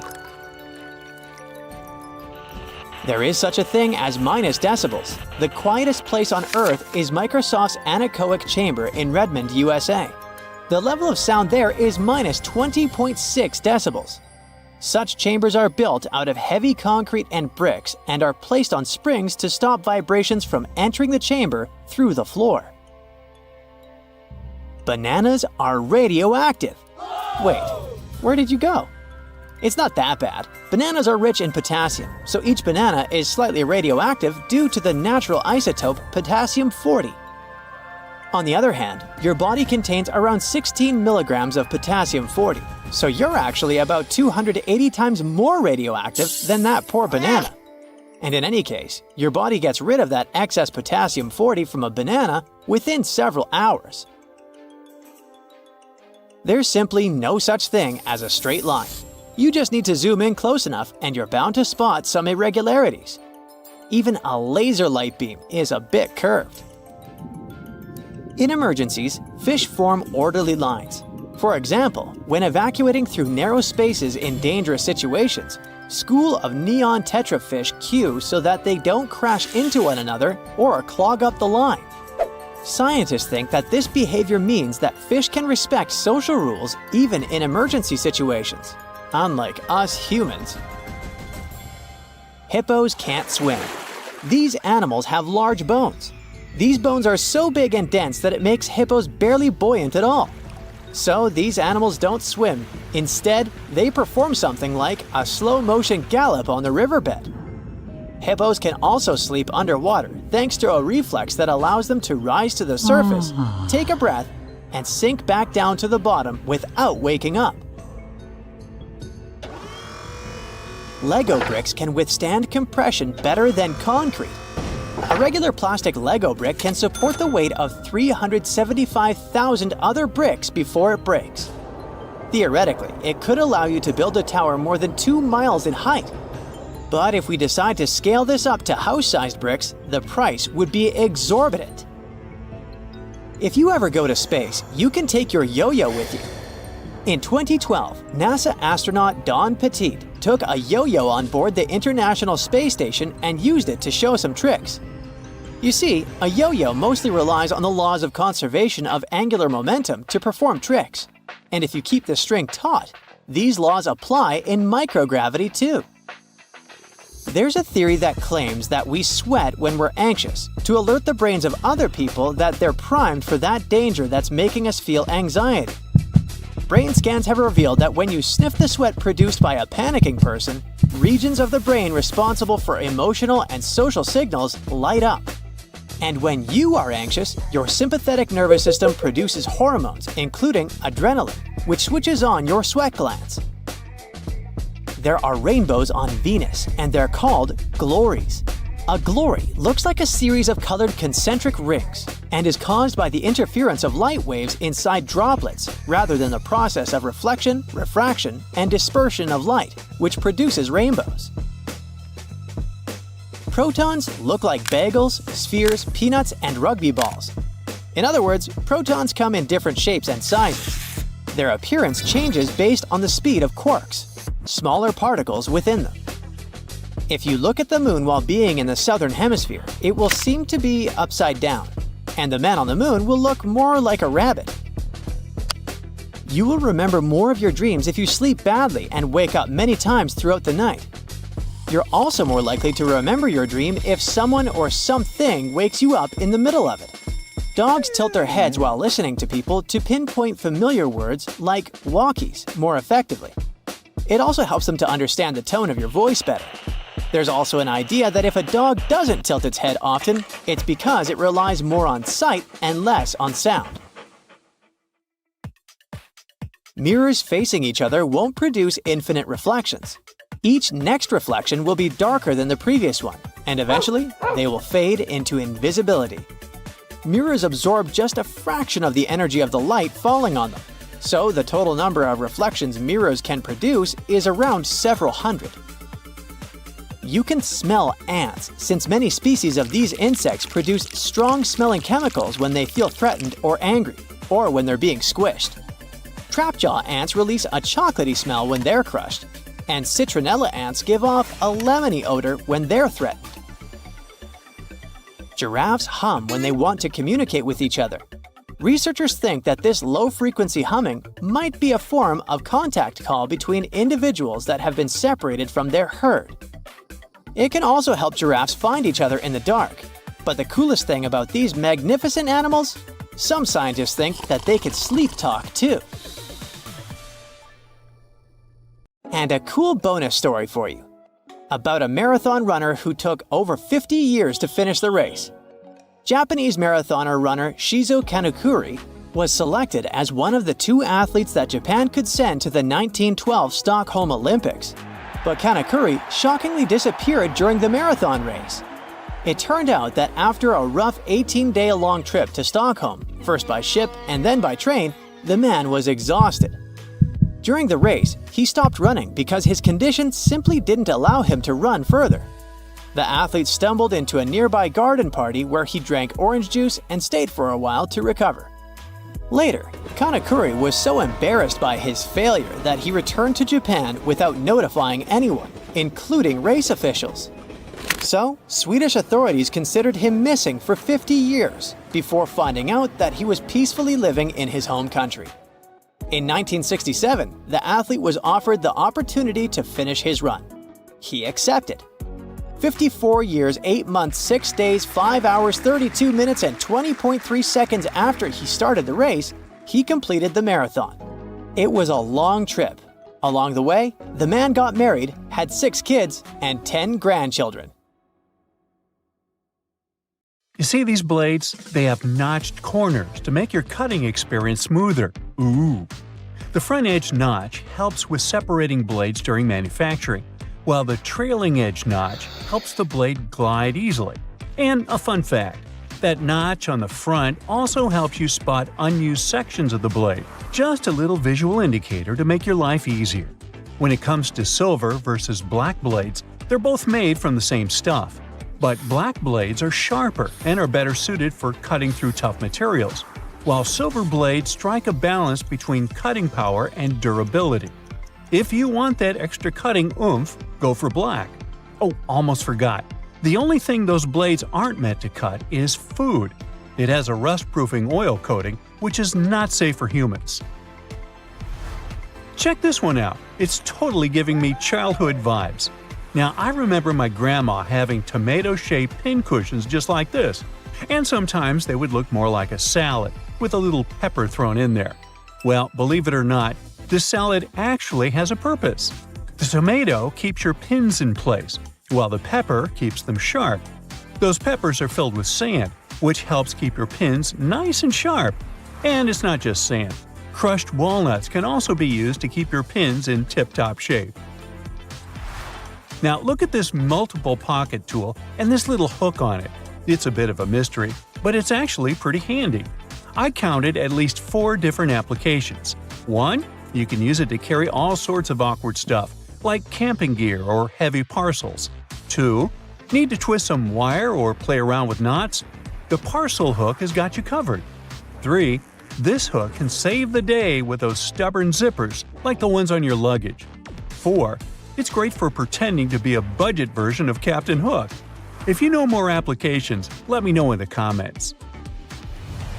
Apple users, with this feature, you'll never get laundry surprises again. Now, I bet you've had this situation at least once in your life. You wash your stuff, and when you take it out of the washing machine, the size seems to only fit your cat. Your iPhone camera can actually translate those funky laundry symbols for you. There are 2 requirements though. You must have iOS 17, and your phone must be in English. Take a photo of the care label, go to the Photos app, and see the details of the image. Everything will be automatically decoded and explained to you. Now, many toasters come with nifty removable crumb trays at the bottom. It's super important to give these trays a good clean every now and then to keep your toaster running smoothly and avoid any potential fire hazards. Just pop them out, shake out the crumbs, and you're good to go. Where you shake them out is up to you. Those little compartments on your gas pump aren't just for show. They're actually there to hold your cap while you're filling up. This nifty feature keeps things tidy and prevents any spills or drips on the handle. So, say goodbye to messy refueling experiences and hello to a cleaner pump. Plus, it makes the whole process way more convenient and efficient. Now, I'll bet your oven gets so greasy and dirty sometimes that you can even hear it oink. Just kidding. I know you're a tidy person. Anyway, if you're looking for a way to bring your kitchen cleaning to a whole new level, here's a tip for you. Most oven doors have handy latches that let you pop the door off for easy cleaning, saving your poor back from the strain. When you're draining noodles or potatoes, there's no need to bother transferring everything to a colander in the sink. Just throw the colander right into the pot, hold it down, and pour the liquid out. It makes life so much easier, especially when you want to save that starchy water for recipes. It's a must for authentic pasta, by the way. So let's say you've snagged this gem at a thrift store a while back for just under $1. It's seen better days, serving as an ashtray, but you decide it's time to give it a new lease on life. Here's the lowdown on how to make it shine again. Mix up a solution of boiling water, baking soda, and table salt in a bowl lined with aluminum foil. Let the piece soak for about 15 minutes and repeat this process 3 times. In between soaks, gently scrub any rough spots with a microfiber cloth. After the final soak, dry the piece off and rub on some toothpaste, baking soda, and peroxide. Buff out any remaining tarnish with a clean, dry microfiber cloth. Rinse it off, and now your piece is practically gleaming like a mirror. These aluminum foil boxes have nifty little tabs on the sides that make it super easy to grab a sheet without any hassle. It's like a fancy little bonus that makes the product a breeze and ensures you'll have a smooth sailing experience every time. Manual can openers often come with a handy built-in feature, also known as a bottle opener. It's like getting 2 tools in one. But did you know that this bottle opener actually has another useful function? It can help you loosen those stubborn, hard-to-open jars. Simply lift the lid slightly at a couple of points with the bottle opener, and then watch it as it effortlessly twists right off. Yeah! Okay, I just found that, apparently, you're supposed to save the first and last slices of a loaf of sliced bread for last. It's like a bread hack or something. Apparently, those end pieces help keep the rest of the bread fresher for longer, and you shouldn't eat them until you've devoured the rest of the loaf. So, next time you're making a sandwich, save those heel slices for the very end. Even bread eating needs a good strategy. Now look at those blue levers on the top rack of your dishwasher. I was curious about them too, and it turns out they're actually water bottle sprayers. They help to ensure that your bottles get a thorough cleaning and rinse during the wash cycle. Many vegetable peelers have those little scoops on top for taking out the eyes from potatoes. And here's a cool tip. You can actually use vegetable peelers in both directions to peel faster. But most people just stick to one direction. When using yellow mustard, make sure to push the lid of the bottle all the way open until you hear a satisfying click. This way the lid will stay securely in place and won't get in the way when you're dispensing the mustard onto your food. It's a simple step that can make your condiment experience hassle-free and enjoyable. So there. You know that little hole at the end of your pot or pan? Well, it's not just for show. You can actually use it as a handy holder for your forks and spoons. Next time you're cooking up a storm in the kitchen, just pop your utensils in that convenient little hole and keep them close at hand. Okay, just a heads up to remember to switch the direction of your ceiling fan for the changing weather, and to give it a good clean too. I've seen that a lot of folks found it helpful before to reverse the fan's direction by flipping a switch for different seasons. So this is just a friendly reminder to go ahead and do it again, pushing hot air down and pulling cold air up. When you're chowing down for some pizza, just tear off the top of the box and use it as a big old plate. You can even rip the box in half and fold it to save some leftovers for later. Well, that's it for today. What, you want to know more cool facts? Sure, but you'll have to subscribe and hit the bell to get more videos. I'm waiting. Go ahead. So listen, if you don't want your next barbecue party to end up at the emergency room, you might want to get rid of that wire brush you use to clean the grill. Over 100 people have to seek medical help because of it every year. Those brass and steel bristles easily separate from the brush and stick to cooked food that ends up in your mouth. With each swallow, they go deeper and deeper. They can poke into or puncture the lining of your mouth, throat, and esophagus, or somewhere else down your intestinal tract. The symptoms this causes could be signs of many different conditions, and because of their tiny size, the bristles are really tricky for doctors to spot. So you can lose the precious time to solve the problem at an early stage. In some cases, one ER visit can solve the problem, but if the bristle moves into deeper tissues, say into your neck, chest, or abdomen, well, it could start an infection, and you'd need some complex surgery to save your life. That was the case for a 63-year-old lady in Michigan. She was eating a hot dog grilled by her husband, and she felt something was wrong from the first bite. She could barely swallow the food because of an unusually painful sore throat and had to see the doctors for help. They sent her home after an inspection, but the symptoms only got worse and worse. A CT scan several months later showed the problem was some tiny metallic object that looked like a piece of hair at the back of her throat. The doctors were able to remove it during surgery. So, to play it safe, take good care of your wire grill brush and inspect it before putting food on it. If you see any loose or dangling wire bristles, get rid of them. If this sounds like too much work, just toss that brush altogether. There are some safe alternatives to it, like wooden panels, pumice stone, nylon bristle brush, or liquid grill cleaner. You can also roll a piece of aluminum foil into a ball and use grill tongs to hold it while you're scrubbing your dirty grill grates. Cooking pros say an onion cut in half can also do the job. The caterpillar that arrived at your barbecue party as an uninvited guest might seem cute and harmless, but not all of them are safe to pick up and play with. There are several types of venomous caterpillars in the US alone that can give you a hard time. Any brightly colored caterpillar that has a spine, bristles, or looks fuzzy could be venomous, and you're better off not touching it. Many caterpillars are equipped with hairs or spines, which are connected to poisonous glands.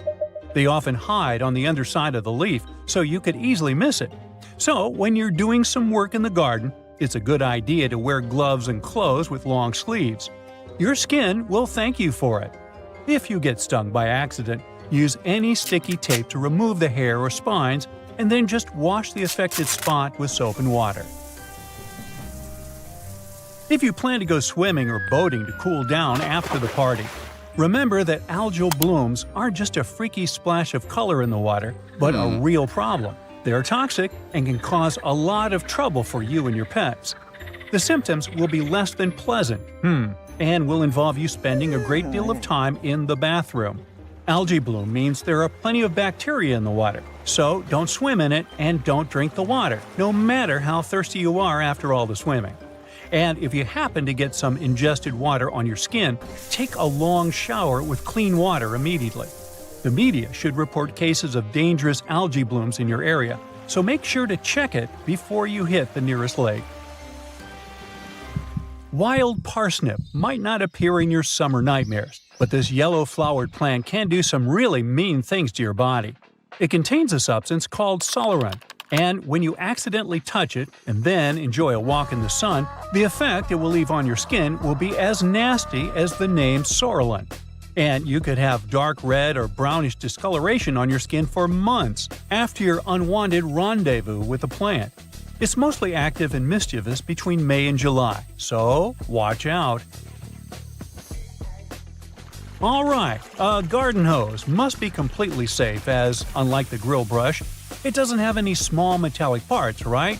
Well, when you leave it hanging out in direct sunlight, the water inside can heat up to 120 degrees Fahrenheit. If you spray someone with water this hot, their skin won't love it. It's especially dangerous for youngsters and pets. So, if you see someone blissfully unaware, grab the hose, take it from them by force if needed, and let the water run for a few moments before you let anyone play with the hose. It's for their own good. The intense sun can also heat up all the bad chemicals the hose itself contains, like lead and phthalates. So, check what yours is made of and replace it with a safer version that's labeled lead-free or drinking water safe if you plan to use the water for drinking or playing. And if you already have a safe version, but suddenly smell a terrible odor, it could be the algae and bacteria that just love stagnant water. If it comes into contact with your skin, or you swallow it by accident, you could have some serious health problems. The best you can do is replace the hose. And yes, make sure you keep it in a cool, shaded area and drain it well after every use. Now, you're never too old to love the trampolines, but the trampoline might not love you back and give you a spinal injury or broken bones. Almost 100,000 injuries like this with young users happen every year because they're so easy to fall from or land in the worst possible way during a somersault or a flip. The biggest risk of trampoline trouble is when more than one person is using this fun contraption. Nearly 75% of all accidents with trampolines happen when two jumping youngsters crash into one another. And no, some netting or padding really can't save the day. If you want to keep things safe, make sure there's always only one person at a time on the trampoline. You're going to need to install shock-absorbing pads that completely cover the trampoline's metal frame, springs, and hooks. If you see any signs of the padding getting too old, like tears and fraying, you need to replace it immediately. Make sure the trampoline stands on level ground and isn't too close to other structures and trees. A slide in your backyard, no matter if it's made of metal or plastic, can turn into a frying pan under the sun and can heat up to 189 degrees Fahrenheit. So, before you jump on it or let someone else do it, check the temperature of the whole thing top to bottom. And even when your little sister or someone else you love is begging you to go on a ride with them, don't do it. The slide is designed for one person of a certain size. When the two of you end up tandem sliding, the smaller leg can get caught up between the bigger leg and the edge of the slide. The speed will also increase, and it can lead to all sorts of drama. Finally, no matter how tempting it feels in the hot months, don't walk barefoot on that beautiful lawn in the park or even in your own garden. You never know what's hiding in the grass, and if you step on something sharp, like a rusty nail hiding in the grass, you'll get yourself into a lot of trouble. Flip-flops aren't the best idea for everyday summer shoes either. They rarely come with arch support and can make you take shorter steps and put more stress on your body. It's just not good for your feet, joints, and muscles. Otherwise, have a great summer!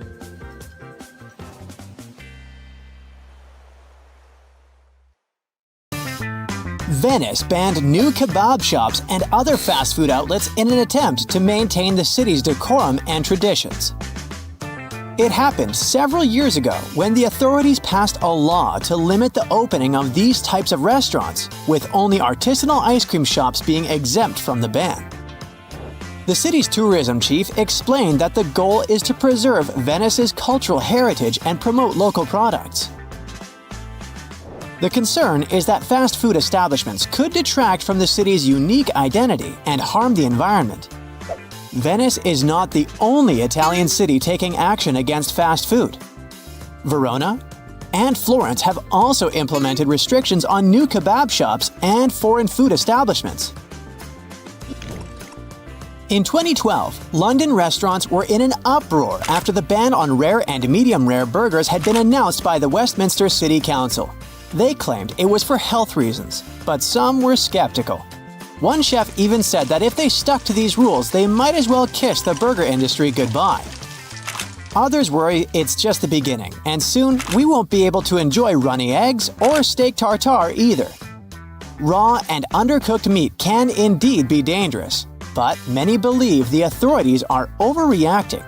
However, With previous incidents like the mad cow disease outbreak in mind, it's clear the council is just trying to be cautious. By the way, in New Zealand, you can't order your burger rare either, all because of some pesky bacteria concerns. Pufferfish is a Japanese delicacy that only the bravest dare to try. Their highly poisonous internal organs, for instance, the liver, contains tetrodotoxin, which is extremely toxic. This poison can enter your body in multiple ways: through a cut on your skin, when you inhale it, and, of course, if you eat it. Normally, people can't stay alive if they eat this fish. Yet, Japanese chefs are trained to remove the poisonous parts from a delicacy with a hefty price tag named fugu. It's almost completely banned in the US. There are only a few authorized places that sell it, and in order to do so, they need to have a special license. Just so you know, it's not only pufferfish that has this poison. Most octopi and cuttlefish have it too. Casu marzu, known as rotten cheese in Italian, is unsurprisingly banned in the US. But hey, if you're feeling adventurous and want to give it a try, head to Sardinia, Italy. This cheese is made from sheep's milk and has a little twist. Special flies lay eggs in it. Ugh! Maggots have around 40 days to invade the cheese, and then it's left for 2 to 3 months with maggots in it. The live maggots in the cheese help decompose it, giving it a unique texture and spicy flavor. It may be banned in the US, but it's definitely worth a try if you're ever in Italy. You may think there's everything a person may want in the US, but then, bam! One day you wake up craving some haggis, and it turns out this tender dish is legally banned in the land of liberty. The reason behind it isn't because Americans prefer mac and cheese or burgers, but because some ingredients haggis has aren't considered to be safe in the US, namely sheep lungs. And they make 15% of this dish. In fact, there's a full range of sheep's inner parts, plus some oatmeal, a lot of minced onions, suet, and some broth. It's quite crumbly and coarse, and it's also spicy. If the description didn't make you change your mind, get ready for a transcontinental flight and see you in Edinburgh. Sadly, haggis isn't the only Scottish dish banned somewhere in the world. Black pudding and other similar dishes from around the world are banned in the US due to sanitary reasons. However, if someone tells you that people in Canada went even further and banned iron brew and Marmite, don't believe them. Canadian authorities stated otherwise several years ago. Sorry folks, but there simply ain't enough room in Sweden for both M&M's and Marabou chocolates to coexist peacefully. It's like a Wild West showdown between these colorful candies marked with the letter M. So, who won the trademark battle? Marabou chocolates, of course. They've been holding the fort since the 1950s, while M&M's only rode into town in 2009. In a twist of fate, a Swedish court laid down the law in 2016 and ruled that Mars couldn't sell M&M's with lowercase m letters on the packaging. So if you're craving some peanut M&M's in Sweden, you'll have to settle for the version with capital M's on the packaging. The World Health Organization recently gave out validation certificates to Denmark, Lithuania, Poland, Saudi Arabia, and Thailand for eliminating trans fats from their foods. Trans fats are bad for our health and pretty easy to get rid of, making it a simple yet important nutrition policy for countries to follow. WHO now has a cool new program where they give out certificates to countries that kick trans fats to the curb. Kind of like how they do for getting rid of diseases like polio and smallpox. Horse meat is banned in many states in the US, first and foremost, for ethical reasons. It's considered cruel to eat horse meat there. However, some people also think there are safety reasons to avoid this type of meat. The thing is, horse meat is not particularly good for health due to various toxins found in it. Americans sure do love their salmon. But do you know that the farm-raised salmon in the US gets its coral color from being fed a carotenoid called synthetic astaxanthin? Yikes! This chemical is actually banned from consumption in some countries, such as Australia and New Zealand.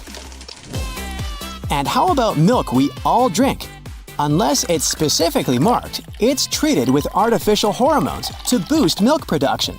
The FDA says there's no difference in the milk, but countries like Canada and the European Union ban it. Who knew? Chicken in the US gets washed in chlorine to reduce the risk of spreading illnesses like salmonella. Sounds good, right? Well, the UK and Europe think differently and banned this practice due to some unsanitary farming concerns. And let's not forget about the pork industry using ractopamine to beef up their livestock. While this is common in the US, over 160 other countries have banned this drug in meat production. Quite the difference in opinion, huh? The next time you're munching on those yummy Swiss rolls, keep in mind that the food dyes yellow 5 and red 40 in them are considered problematic in Europe and have warnings for kids. You got it, they're banned in at least 2 European countries, Austria and Norway. The rest of the countries require a special label on the packaging. Many break-based products in the US, like croissant, French toast sticks, and pre-sliced breakfast use azodicarbonamide as a whitening agent. Europe says no to this chemical, but the FDA still allows it. It's like a foodie drama unfolding before our eyes. When enjoying rainbow-colored candy, consumers are not only experiencing the array of flavors, but they're also consuming food dyes such as yellow 5, yellow 6, and red 40. These dyes have been linked to negative effects, so, yet again, Europe requires special labels on the packaging because those dyes may have an adverse effect on activity and attention in kids. In countries like Norway and Austria, the dye called yellow 5 is completely banned from use. In 1996, the FDA approved Olestra as a fat substitute for use in snacks and chips in order to provide guilt-free snacking options. Despite this approval, Olestra has been associated with side effects such as abdominal cramping and loose stools, as well as inhibiting the absorption of important vitamins and nutrients. As a result, the additive has been banned in Canada and several European countries. Next time you grab snacks to eat in front of your favorite series, make sure to look out for Olestra. Trans fats such as partially hydrogenated soybean and cottonseed oils can even be found in your favorite coffee creamer. Yep, coffee's at risk too. Those have been associated with heart conditions. Even though those fats were officially prohibited in the United States in 2018, they continue to be present in the American food supply. In addition to the US, several other countries have also set a strict limit on trans fats, including Switzerland, Austria, Hungary, Iceland, Norway, and Denmark. That's it for today. So hey, if you pacified your curiosity, then give the video a like